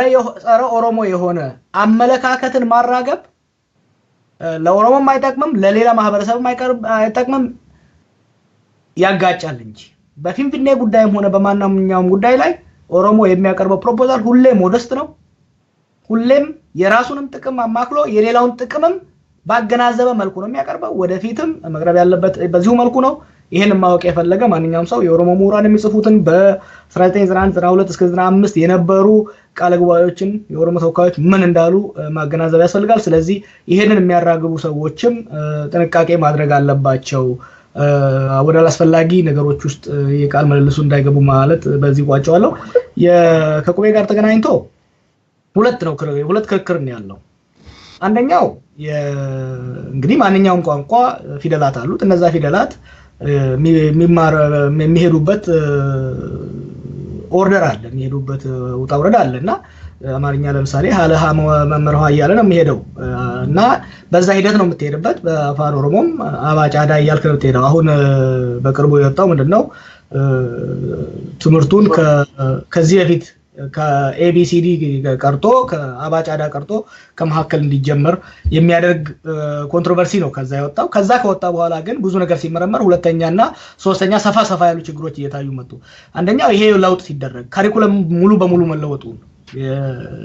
ከአንደኛ እስከ 8ኛ ያለው የቋንቋ ትምህርት ሙሉ በሙሉ ካሪኩለሙ መለወጡን ነው የሰማነው ይሄ ካሪኩለም ሲለወጥ መለወጡ ብቻ ሳይሆን ይሄ ካሪኩለም ሲለወጥ ካሪኩለም ለማውጣት በህገ መንግስቱ ስልጣን የሰጣቸው ሲሰሩ የነበሩት ግለሰቦችም ሆኑ ተቋማት ሳይሳተፉበት ሌላ የውጭ አካል እንደተሳተፈበት ነው የተረዳነው። ኢትዮጵያ ውስጥ እንደሚታወቀው በፌደራል ሲስተም ውስጥ የኤሌመንተሪ ኤዱኬሽን የክልላዊ መንግስታት ስልጣን ነው። ካሪኩለም ከማውጣት አንስቶ እስከ ሚኒስትሪውን የስምንተኛ ክፍል ፈተና እስከ መስጠት የክልላዊ መንግስት ስልጣን ነው። የክልላዊ መንግስታት በኦሮሚያም ሆነ በማንኛውም ክልል የካሪኩለም ዴቨሎፕመንት ዲፓርትመንት አላቸው። መጽሐፍቶችንም ሲያሻሽሉ ሲለውጡ በዚህ ላይ ተረጋግተው ነው የሚሄዱት። አሁን ግን የተረዳነው ነገር ምንድነው? ይሄ ካሪኩለም ሲለወጥ በኦሮሚያ ብቻ አይደለም በሌላም ክልል ሲለወጥ ለውጡን ያካሄዱት የትምህርት ሚኒስቴር እና የዩኤስኤአይዲ ወይም ደግሞ የአሜሪካ እርዳታ ድርጅት በጋራ ሆነው ለውጥ እንዳመጡ ነው የታየው። ይሄ ጉዳይ በጣም ትልቅ ሆኖ ወጣ። ምክንያቱም የክልሉ ምሁራን የክልሉ የመንግስት የትምህርት ዘርፍ ቢሮ ኃላፊዎችና ኤክስፐርቶች ሳይሳተፉበት የውጭ ኃይሎች ብቻ የተሳተፉበት እንደሆነ ነው። ከዛም አልፎ ራሱ ወጥተው ይሄን ነገር ኤክስፕሌን በመግለጽም ላይ ሆነ ዲፌንድ በማድረግ ላይም ሆነ በማንኛውም ላይ የኢትዮጵያ ትምህርት ሚኒስቴር ራሱ እየተሳተፈ አይደለም። የአሜሪካ ኤምባሲ ሲሳተፍ ነው የምናየውና በጣም በሚገርምና እንዴ ለኛ የሀገር ሉዓላዊነት የሚባል ነገር አለ። የውጭ እርዳታ ድርጅት እርዳታ እንጂ የሚሰጠው መጥቶ የአንድን ሀገር ትምህርት ዝብርቅርቅ ማውጣት አይችልም። የአንድ ሀገር ትምህርት ስለ ፊደል መቁጠርና ስለ ቁጥር መማር ብቻ አይደለም። ስለ ዜጋን ስለ ማጨት ነው። ስለ ሀገር ነው፣ ስለ ማህበረሰብ ነው፣ ስለ ብዙ ሰፊ ነገሮች ያሉበት በዚህ ላይ እንግዲህ በትምህርቱ ዘርፍ ያሉ ሰዎች የሚናገሩ ሊሆን ይችላልና በዛ ውስጥ የአሜሪካ እርዳታ ድርጅት ሙሉ በሙሉ ተቆጣጥሮ የሎካል ኤክስፐርቶችን በተወሰኑትም በገንዘብ አታሎ ሌሎቹን አግልሎ ዲቨሎፕ ያደረገው ካሪኩለም ስለነበረ በኦሮሚያ ውስጥም በውጪም ከፍተኛ ተቃውሞ የደረሰው እና አሁንም ያ ክርክር እንደቀጠለ እንዳለ ነው ያለው ይጣራ። ጥሩ ጃዋር፣ እንግዲህ በዋናነት ይሄንን ነገር መጀመሪያ አምጥቶ ለህዝብ ያወጀው የኦሮሚያ ቴሌቪዥን ራሱ ነው። በጣም የሚገርመው ነገር ህዝብ ተነስቶ ጥያቄ መጠየቅ ሲጀምር የኮሙኒኬሽን ጽህፈት ቤት የተጠቀመውን ቃል አስታውሳለሁ። አንዳንድ ሚዲያዎች የሚያራግቡትን ብለው ነው የተናገሩትና የራሳቸውንም ሚዲያ ስም ለመስጠት ፈለጉ እንደ ወይስ ከማን መጥቶ ነው ይሄ አጀንዳ እስከሚያስብል ነው የተናገሩትና ከዛ በኋላ እኛ ኦርደሩን አልቀየርንም የሚል መልስ ሰጥተዋል። የቀየርነው ቲቺንግ ሜቶዶሎጂ ነው እንጂ የቁቤ አፋን ኦሮሞን ቅደም ተከተል አልለወጥንም የሚል ነው። ያ ቲቺንግ ሜቶዶሎጂ የተባለው ደግሞ ያስቀመጡት ነገር ለልጆች ለመጻፍና ለማንበብ የሚቀለው በተደጋጋሚም የሚመጣው አልፋቤት ከዛ ጀምረን ነው የምንሄደው የሚል አይነት መልስ ነው የሰጡትና እስካሁን ያልተፈታ ጉዳይ ነው። አሁን ጃዋር እንዳነሳው የአሜሪካ ኤምባሲ በቀጥታ ይሄንን ነገር እየተሳተፈ ያለበት ሁኔታ ነው ያለው። በጣም በሚያስገርም ሁኔታ ማለት ነው። እስኪ በተፈጸሙት ጉዳዮች ላይ ሐሳብን ስጠንና እስኬል በዛው በኩል ወደ ሁለተኛው ጥያቄ እንገባለን። ምንድነው የቁቤ አፋን ኦሮሞ ቅደም ተከተል ለምንድነው ይሄን ያክል በጣም ትልቅ የፖለቲካ አጀንዳ የሆነው? ለምንድነው ቢቀያየር ምንድነው ችግሩ የሚሉ ወገኖች አሉና ወደዛ እንገባለን። እዛ ላይ ሐሳብን ከሰጠ በኋላ እኛ የተናገርንበት ላይ አሁንም አስረግጠን መናገር ያለብን ነገር ቅድም ጃዋር የተናገረው ነገር ላይ ነው። የኦሮሞ ህዝብ ትግል የራሱን መብት እንዲያገኝ መብቴን ተነፈኩኝና መብቴ ይሰጠኝ ከማለት በስተቀር የሌላውን መብት ለመግፋት የተነሳበት ጊዜ የለውም። ከምንጩም እንደዚህ ያልነበረም በተለያየ ጊዜ ተነስተው የነበሩ መሪዎችም የፖለቲካ መሪዎችም ሁሉ ጊዜም የኦሮሞ ህዝብ ትግል የተነጠቁት መብቴ ይመለስልኝ እንጂ የሌላውን መብት ልግፋ ብሎ አያውቅም፣ ተብሎ አይታወቅም። ምን ጊዜም ተብሎ አይታወቅም። ይሄ አስረግጠን በየጊዜ መናገር ያለብን ነገር ነው። ከዚህ ውጪ አለ የሚል ሰው ካለ ሌላ ጊዜ ልናገር እንችላለን። ግን ይሄ መሰረታዊ ሁላችንም መረዳት ያለብን ነገር ነው። የተነጠቁት መሬቴ ይመለስልኝ፣ የተረቀቅኩት ማንነቴ ይመለስልኝ፣ ህጋዊ መብቴ ይመለስልኝ እንዲህ ነው እንጂ ያለው ከዛ በላይ አልፈ የሌላውን መብት ልንካ የሌላውን መብት ልጋፋ ብሎ አያውቅም። ይሄ በጣም አስፈላጊ ነገር ነው። ለምሳሌ የኦሮሞ ህዝብ የኢትዮጵያ ውስጥ የፌደራል ቋንቋ ይሁን ተብሎ ቢጠይቅ ይሄ የሌላውን መብት መጋፋት አይደለም። የኢትዮጵያ ህዝብ 40% ያክል ኦሮሞ ነው። አለመነገሩ እስካሁን ድረስ አለመነገሩ መቆየቱ ራሱ ግፍን ነው የሚያሳየው። ይሄ ነገር ቢሆን ደግሞ የፌደራል ስራ ቋንቋ ቢሆን ደግሞ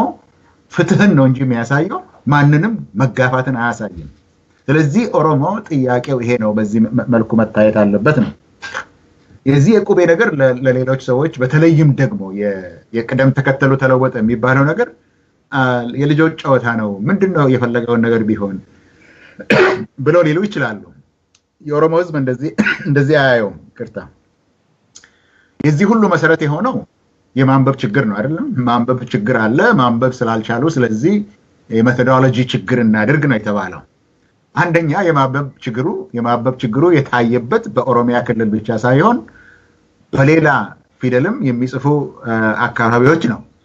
ሃሁሂ ብሎ የሚጽፍ አለ ወይም ሃለ ሃመ የሚባለው ነገር የማንበብ ችግር አለና የዛሬ የጀመረውን ሃለ ሃመ የሚለውን ትተን ከዛሬ ጀምረን አቡ ጊዳን በል ያለ የለም። እንደዚህ አይነት ጥያቄ አልተነሳም። በሌላ ቦታ ይለወጥ ይሄ ነገር ችግሩ የተፈጠረው የቅደም ተከተሉ ምክንያት ነው የተባለ የለም። እዛ ላይ የሚያሳየው ምንድነው? በኦሮሞ ጉዳይ ላይ በሚመጣበት ጊዜ ማንኛውንም ምክንያት ተጠቅሞ የኦሮሞ ህዝብ ያገኘውን መብት ለመግፈፍ የሚሄድ አካሄድ ነው። እውነት ቢሆን ኖሮ የፊደል ተራ መለወጥ ማንበብን የሚያሻሽል ቢሆን ኖሮ እንዳልኩት ይሄ ሁሉ መለወጥ አለበት፣ ሌላው ፊደል ሁሉ አካሄዱ መለወጥ አለበት፣ ግን አልተደረገም። ሁለተኛ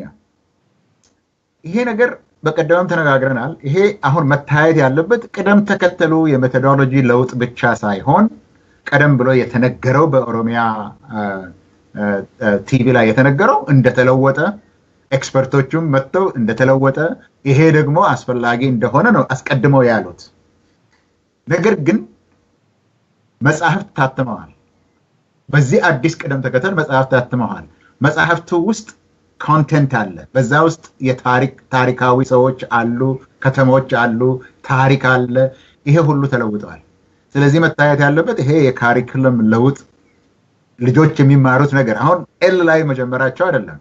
ምን እንደሚማሩ ነው። በዛ ውስጥ ምን እንደሚባሉ ነው። ከዛ ውስጥ ያለው ከፍተኛ ለውጥ ነው የተደረገው።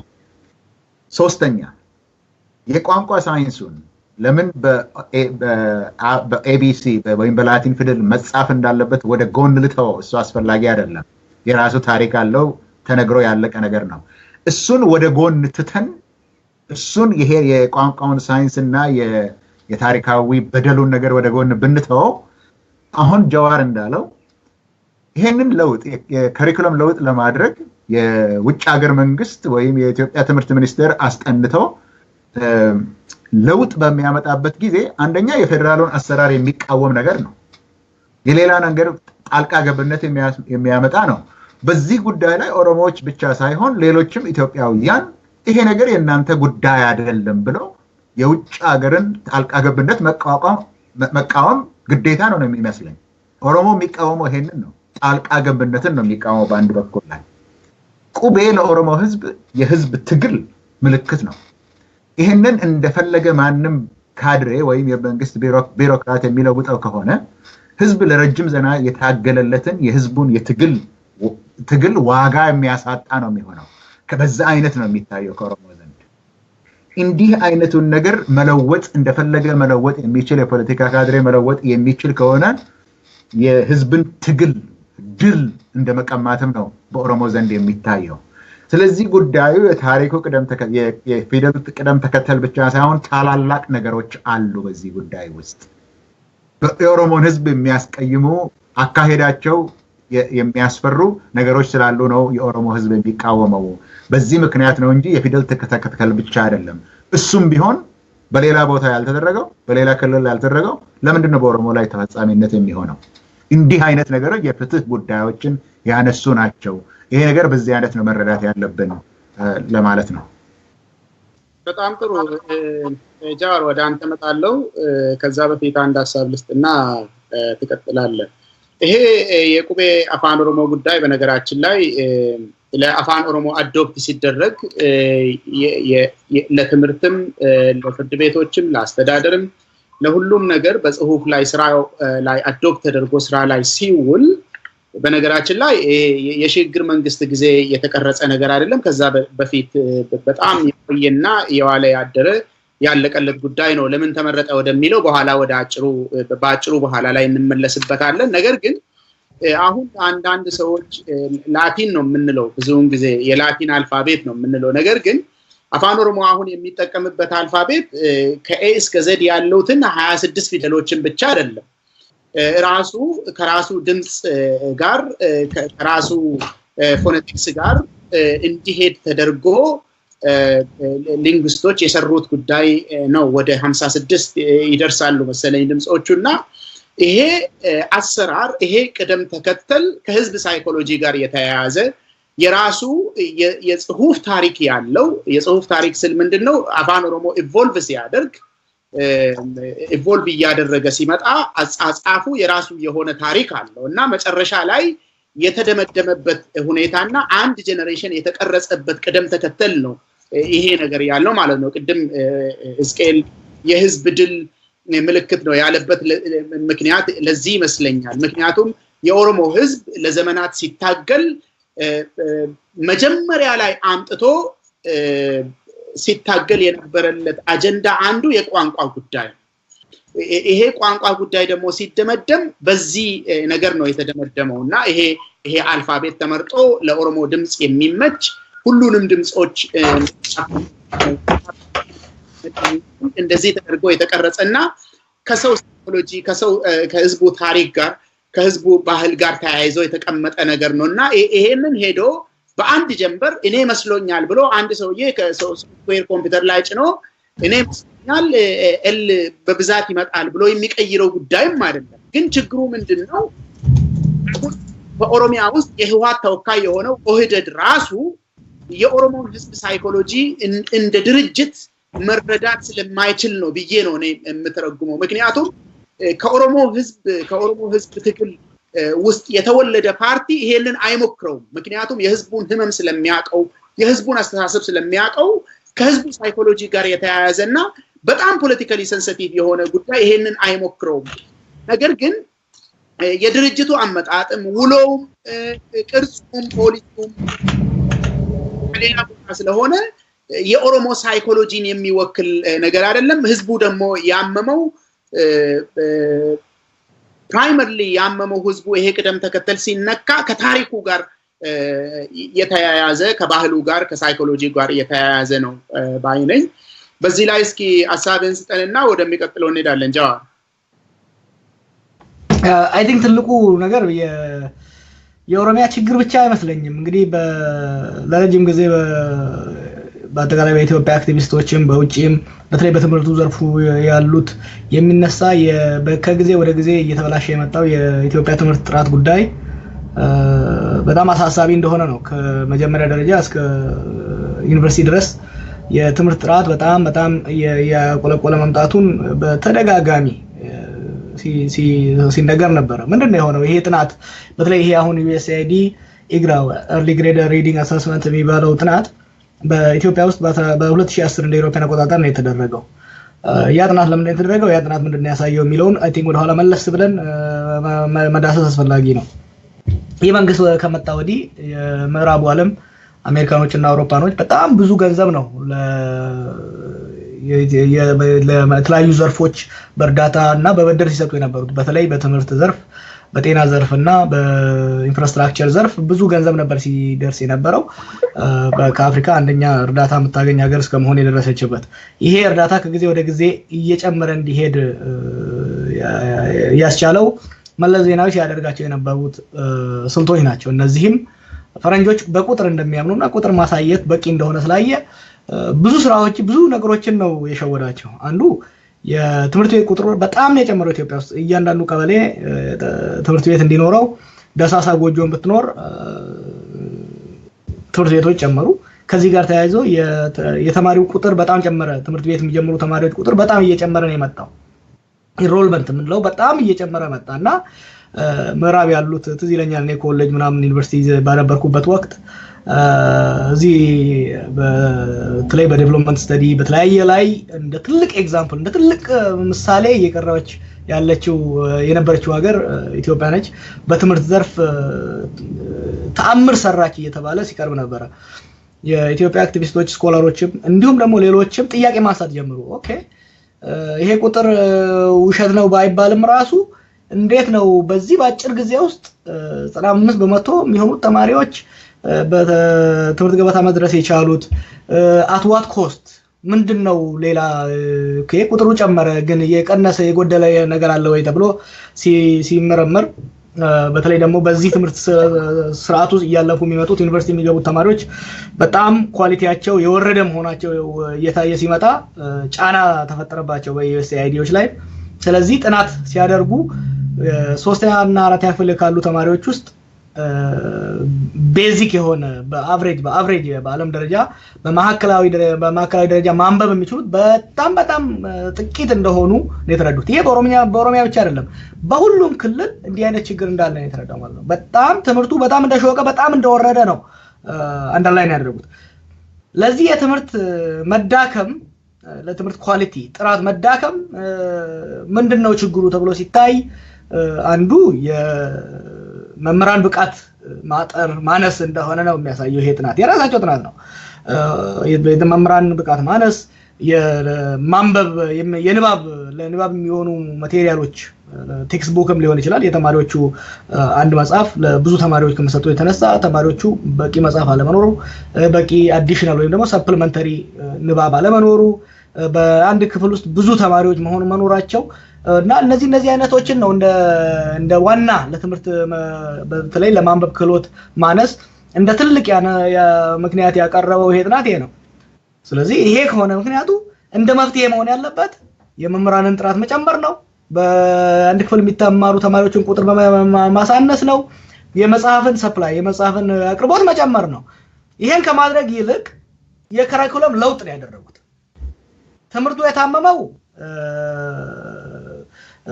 ወባኔ ነከሰችው እነሱ ግን እየፈለጉለት ያሉት የቁስል መድኃኒት ነው እየሰጡት ያሉት ማለት ነው ስለዚህ ይሄ ጥያቄ ያነሳል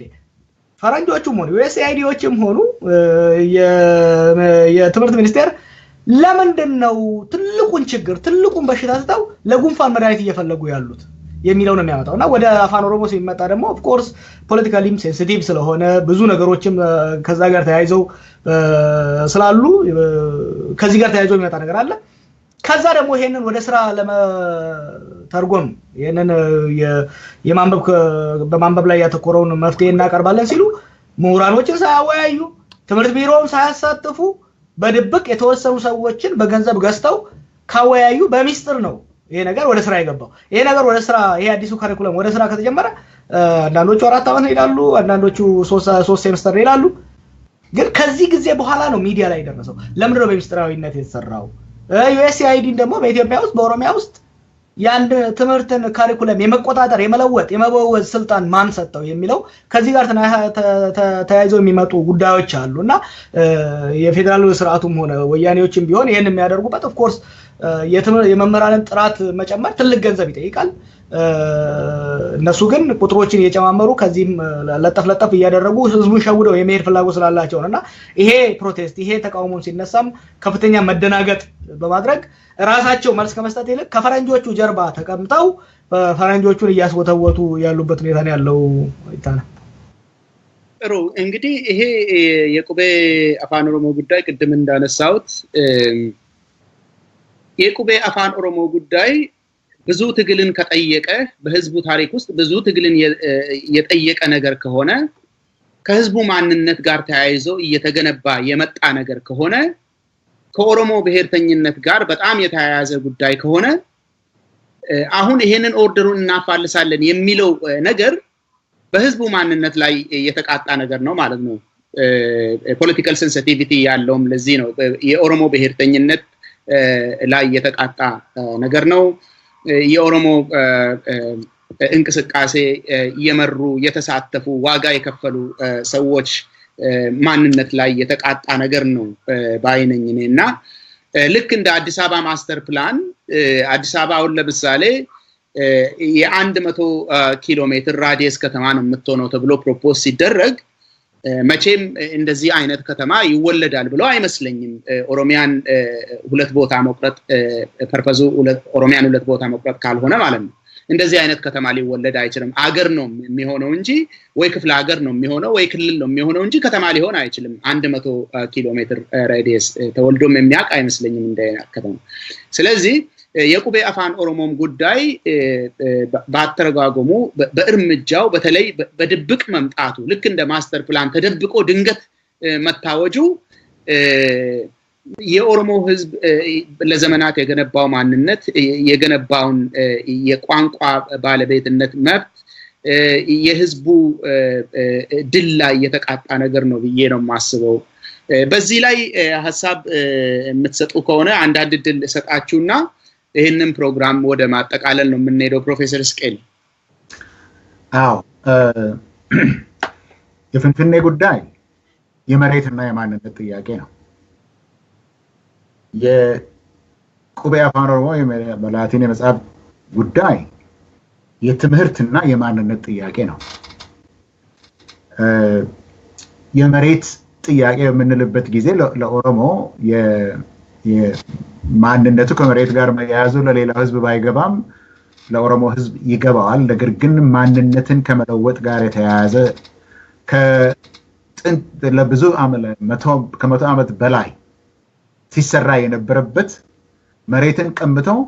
ማንነቱን የመለወጥ ስራ ድብቅ አይደለም የመንግስት ፖሊሲ የነበረ ፖሊሲ ነው ትምህርት ማንነትህን ነው የሚገነባው በትምህርት ቤት በሚዲያ የተለያዩ የፐብሊክ ስኩዌር የሚደረጉ ነገሮች ማንነትን ነው የሚገነቡት ማንነትን ነው የሚያፈርሱት ምንድነው በፐብሊክ ስኩዌር ላይ የሚወሰደው የሚለው ጉዳይ ነው ይሄም የማንነት ጉዳይ ነው እዚህ ላይ ለመናገር የምፈልገው ሌላው ሰው ሁሉ በአግባቡ እንዲሰማኝ የምፈልገው የመሬት ጥያቄ የኦሮሞ ጥያቄ አይደለም በኢትዮጵያ ውስጥ ባለፉት 60 ዓመታት ውስጥ የነበረ ትልቅ ጥያቄ ነው መሬት ለአራሹ ይባላል ስሙ መሬት ለአራሹ የሚባል ትግል ነው የኦሮሞ ህዝብ ትግል በዚህ ጉዳይ ላይ ከሌላው ህዝብ ሁሉ ትግል የተለየ የማድረጉ እንቅስቃሴ አግባብ የለውም ታሪካዊ መሰረት የለውም የፕሮፓጋንዳ ስራ ካልሆነ በስተቀር የኦሮሞ ህዝብ ጥያቄ በዚህ ጉዳይ ላይ ባለፉት 60 ዓመታት ውስጥ ኢትዮጵያን ሲያንቀሳቅሱ ሲያናጉ ከነበሩት መሰረታዊ የፖለቲካ ጥያቄዎች ጋራ የተያያዘ ነው ትምህርትም ህዝብን አሲሚሌት ለማድረግ የምትጠቀምበት መሳሪያ ነው ያንን ከተቆጣጠርክ የሰውን ማንነት ተቆጣጥረሃል ማለት ነው የኦሮሞ ህዝብ ደግሞ በረጅም ጊዜ ያገኘውን ድሉን ለማስነጠቅ አሁን ዝግጅት ላይ የለም አንድ እንበል ይሄንን ከዛሬ በእነዚህ ባለፉት 60 ዓመታት ውስጥ የነበረ ዋነኛዎቹ የጥያቄዎች ናቸው ምክንያቱም የማንነት ጥያቄ የብሔር ብሔረሰቦች ጥያቄ ጉዳይ ነው መሰረታዊ የሆኑ ታሪካዊ የሆኑ የኢትዮጵያ መሰረታዊ ፖለቲካዊ ጥያቄዎች ናቸው አዲስ ጥያቄ አይደለም የሆኑ ጥያቄ ሁለተኛ አሁን የቀረበው እነዚህ ጥያቄዎች የቀረቡት ዝም ብሎ ኦሮሞ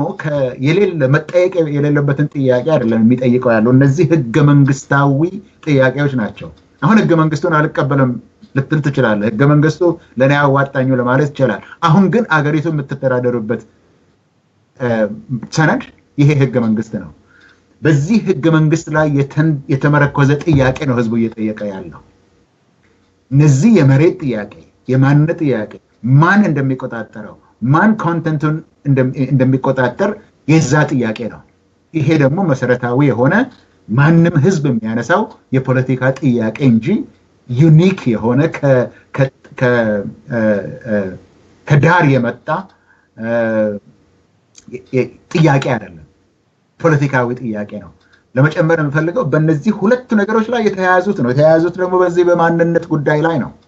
የኦሮሞን ህዝብ የማንነት ጥያቄ ነው ለኦሮሞ ህዝብ እንግዲህ ይሄ እነዚህ ሁለት ጥያቄዎች የመኖርና ያለ መኖር ጥያቄዎች ናቸው የማንነት ጉዳይ ነው ኦሮሞ ይኖራል ወይስ አይኖርም ይህንን ጥያቄ ካነሳ በእነዚህ ጉዳዮች ላይ የኦሮሞ ህዝብ የመረረ ትግል ሊያካሄድ ነው እንጂ የማንንም መብት ሊገፋ የሚሄድ አለመሆኑን ይሄንን ነው በአጠቃላይ እንደማጠቃላይ ልናገር የምፈልገው ነው። ጃዋር በዚህ ላይ ማጠቃለያ መስጠት ከፈለክ የመጨረሻ ሐሳብ። ሁለት በፊንፊኔ የአዲስ አበባ ጉዳይ ላይ አንድ ሱብ ላይ ብዬ ሁለተኛ በትምህርት ጉዳይ ላይ በአዲስ አበባ ጉዳይ ላይ ለሚዲያ ቅድም እንዳልኩት አይ ቲንክ ነገሮችን ሰከን ባለ መልኩ እንከራከር፣ ዲቤት ይኖር፣ ግን ታንጀብል በሆኑ ጉዳዮች ላይ ውይይት ይኖር። በስልጣን ላይ ያሉ ሰዎች ከዚህ በፊት ኃይለማርያም ደሳለኝ ያለውን መድገም ፈልጋለሁ። ትዝ ይለኛል ወደ መስከረም አካባቢ ነው መሰለኝ፣ መስከረም ወይም ኦገስት አካባቢ ላይ ነው የፊንፊኔ ጉዳይ መፍትሄ ማግኘት አለበት። ስለዚህ እንደ መንግስት ከተወያየን በኋላ ለህዝብ ውይይት ዶክመንቱን እናቀርባለን ብለው ነበር። አሁንም መሆን ያለበት ዶክመንቱ ለህዝብ መቅረብ መቻል አለበት። ህዝብ ተወያይቶ ተከራክሮ ከዛ በኋላ ነው ወደ መድረክ ያለበት። አሁን እየሄደ ያለው በተወሰኑ ግለሰቦች በተወሰኑ ቡድኖች ብቻ በፓርቲ ውስጥ ራሱ በጣም በጥቂት ሰዎች እንደ ሚስጥር የተያዘ ጉዳይ ነው። በሚስጥር ይዘው ነገ እነሱ ባስነጠሱ ቁጥር በሚያጨበጭብ ፓርላማ ላይ በአንድ ወገን ሊያስከፋ አንድ ወገን ሊያስደስት ወይም ደግሞ ሁሉን ሊጎዳ በሚችሉ መልኩ ካደረጉ አሁን ለችግር የሚያደርገው። ስለዚህ አይ ቲንክ እንደኔ አመለካከት ለህዝብ የሚያስብ መንግስት የለም፣ ግን ተስፋ ላለመቁረጥ የምናደርገው ነገር ነው። ፐብሊክ ዲስከሽን ኢዝ ቬሪ ኢምፖርታንት እና ዶክመንቱን አሁን ባለፈው እኛ ስናገኘው ለቀቅ ነው 100% ኦተንቲክ የሆነ ዶክመንት ነው። አሁንም ለሌላ ሚዲያ ሊክ ያደረጉትን the same ዶክመንት ነው፣ የምናውቀው ዶክመንት ነው። ያ ውይይት ያንን ዶክመንት አጠናከረው እንጂ አልጎዳው። በተቃውሞ መልክ ሊቀርብ ይችላል ሐሳቡ፣ ያጎለብተዋል እንጂ የፐብሊክ ኦፒኒየን ያጎለብታል እንጂ እንዲህ አይነት ወሳኝ ነገሮችን አይጎዳቸውም። ስለዚህ ለህዝብ ማቅረብ ነው። ከዛ በኋላ በሁለቱ የአዲስ አበባ መስተዳድርም የኦሮሚያ ክልላዊ መንግስት ጨፌም ሊወያይበት ይገባል። ከዛ በኋላ ነው ወደ ፌደራል ቀርቦ መሄድ ያለበት። አንድ በጣም ብዙ ነገሮችን እዛ ሀገር እያበለሻሽ ያለ ለረጅም ጊዜም ነገሮች እየተበላሹ የማስተር ፕላኑንም ሌላውንም በፓርቲ ደረጃ ብቻ 30 ምናምን ሰዎች ቁጭ ብለው ዶልተው አንዱን እያስቦካ አንዱን እያስፈራራ ይግባቡና ከዛ በረበር ስታምፕ ፓርላማ ውስጥ አሳልፈውት ህዝብ ላይ ችግር ይፈጥራሉ። ስለዚህ ይሄን ማድረግ የለባቸውም፣ ወደዚህ እንትን መሄድ አለባቸው። ዶክመንቱ ፐብሊክ ከሆነ ሁሉም ኮሜንት እና ሐሳብ ሊሰጥበት የሚገባ ነው። እስከዛ ግን በተለይ ይሄ የኦሮሞ ህዝብ ያልጠየቀውን ጥያቄ እያናፈሱ ጸረ ኦሮሞ የሆነ አመለካከትን ማቅረብ ዋጋ ያስከፍላል። ኢን ዘ ሎንግ ተርም መጥፎ ኮምፕሊኬሽን ውስጥ ሊጨምር ይችላል። ምክንያቱም የአዲስ አበባ ከተማ ህዝብና የኦሮሚያ ህዝብ ተነጣጥሎ መኖር የሚችል ህዝብ አይደለም። ተደጋግፎ መኖር ያለበት ህዝብ ነው። ኢንቲግሬትድ ሆኖ ማደግ ያለበት ህዝብ ነው። ኢኮኖሚው፣ ማህበራዊ፣ ፖለቲካው የተሳሰረ ነው። ዝም ብሎ በአንድ ወገን ብቻ በማናፈስ ሊሄድ የሚገባ አይደለም እና ተረጋግቶ መወያየት ያስፈልጋል። በዛው ነው መቋየት እንፈልገው። በቁቤ ላይ ኦፍ ኮርስ ቁቤ ስለሆነ በአፋኑሮ በኦሮሚያ መሐከል ሰፊው ሲካሄድ በሌላው ኢትዮጵያ መሐከል ብዙ ውይይት አልተካሄደም which is unfortunate። ግን ጉዳዩ አይ ቲንክ የትምህርት ኳሊቲ ጉዳይ እና የኦቶኖሚ እና ሶቨሬንቲ ጉዳይ በጣም ውይይት መግባት አለበት። ኢትዮጵያ ውስጥ ትምህርት ሞቷል። ልጆች ሎየር ሆነው በህግ ተመርቀው ደብዳቤ መጻፍ እየቻሉ አይደለም። ኦኬ በነገራችን ላይ በእንግሊዝኛ አይደለም እያልኩ ያለሁት፣ በአፋን ኦሮሞ፣ በትግርኛ፣ በአማርኛ ደብዳቤ መጻፍ አይችሉም የህግ ተመራቂዎች። this is dangerous። እንዲህ አይነት ነገር ናይጄሪያ ውስጥ ነው ሲታይ የነበረው። የትምህርት መሾቅ ኳሊቲን ቁጥሮችን ለማስፋት ብቻ ስርዓቱ ሲያደርግ የነበረው ኳሊቲን ኮምፕሊትሊ ወደ ጎን የተወው ሂደት ከፍተኛ ጉዳይ ችግር እየፈጠረ ነው። እንደሚታወቀው አይደው በሌላው ክልል ያለው ጉዳይ ነው። ተማሪዎች ከ10ኛ ክፍል ከወደቁ በኋላ ያጭር ጊዜ በቲቲሲ አጭር ገለብ ትሬኒንግ ወይም ደግሞ ስልጠና ከሰጣቸው በኋላ ወደ ትምህርት ቤቶች ይሰማራሉ። ትምህርት ቤቶች ውስጥ አንድ አስተማሪ 4-5 ትምህርትን ለአንደኛ ክፍልና እስከ 4ኛ ያስተምራል። ይሄ ትምህርትን እየገደለ ነው ያለው። ብዙ ኢንጂነሮች ተመረቁ እንላለን እንጂ ድንጋይ እንኳን መፍለጥ የማይችሉበት ችግር ውስጥ ነው የተፈጠረ ያለው። ይሄንን ችግር በኦሮሚያ ላይ ብቻ በመተው በቁቤ ላይ ብቻ በመተው መፍትሄ መምጣት አይችልም። ሌላው ደግሞ ኦሮሚያ ፌደራል መንግስት ነው እንደ ፌደራል መንግስት የትምህርት በተለይ የመጀመሪያ ደረጃ ትምህርት ፖሊሲ የክልሎች ነው የክልል በክልሎች ያሉ ምሁራን ኤክስፐርቶች በቂ ሪሶርስ እና በቂ ስልጣን ተሰጥቷቸው ለክልሉ ለወረዳው ለዞኑ ትምህርትን እየቀረጹ ኳሊቲ በተለይ ደግሞ ኳሊቲ ጥራት ላይ ያነጣጠረ ስራ መስራት ያስፈልጋል ይሄን ካላደረጉ ግን ችግር በመጣ ቁጥር ብቻ ፔኒሲሊን እየሰጡ ህመምን ለማስታገሻ እየሰጡ መሄድ ትውልድን መግደል ነው Ethiopia is a country of more than 100 million people ከ100 ሚሊዮን በላይ የያዘች ሀገር ነች በዚህ ውስጥ ደግሞ ወደ 60-70% የሚሆነው ወጣት ነው ይሄ ወጣት ሪሶርስ ነው እንደ ዱሮው እንደ አባቶቻችን ጊዜ በቂ መሬት የለም አርሶ መኖር አይችልም ስለዚህ ይሄ ወጣት ዕውቀቱንና ጉልበቱን ወደ መተዳደሪያ መለወጥ መቻል አለበት ይሄን ለማድረግ ግን ጥራት ያለው ትምህርት ሊያገኝ ይገባል ጥራት ያለው ትምህርት ሊያገኝ የሚችለው ይሄ በአየር በኮንትሮባንድ በሚሰጥ የማንም ሀገር ኤንጂኦ መጥቶ እንደፈለገው የሚያጨማልቀው ትምህርት ሳይሆን ሀገሪቷ ያፈራቻቸው ምሁራን ተወያይተውበት በሚያድግ ካሪኩለም በሚሰራ ስራ ነው መሆን ያለበት እንጂ ዝም ብሎ ይሄ አሁን ያደረጉ ያሉት ነገር አደጋ አለበት የኦሮሚያን ጉዳይ ብቻ ዝም ብሎ ኦሮሞ ላይ ማየት አያስፈልግም በእኛ ክልልስ በሌላው ክልልስ ምን አይነት ደባ ነው በትምህርት ስርዓቱ ላይ እየተደረገ ያለው የሚለው ነው የሌላው ክልል ሊወያይበትና ሊመረምረው ይገባላለው በቁቤ ጉዳይ ላይ አይ ቲንክ ባይቀልዱ ይሻላል የሚያስተካክሉት ነው የሚመስለኝ መረጋጋትና ማስተካከል አለባቸው ካላስተካከሉ ከሌሎች ጉዳይ ጋር ተያይዞ አሁንም ሌላ ችግር እየፈጠረባቸው እንደሚሄድ ነው የሚታይ ጥሩ እንግዲህ በዚሁ እንቋጫለን የዛሬውን ምክክራችን አድማጭ ተመልካቾቻችን ዛሬ ይዘን ቀርበን ጋዲሳ በዶሪ የኦመን ፕሮግራም ላይ ስናወራ የነበረው ሁለት ትላልቅ የሆኑ አጀንዳዎች የወቅታዊ የሆኑ አጀንዳዎች ናቸው አንደኛው የፍንፍኔ ጉዳይ ሲሆን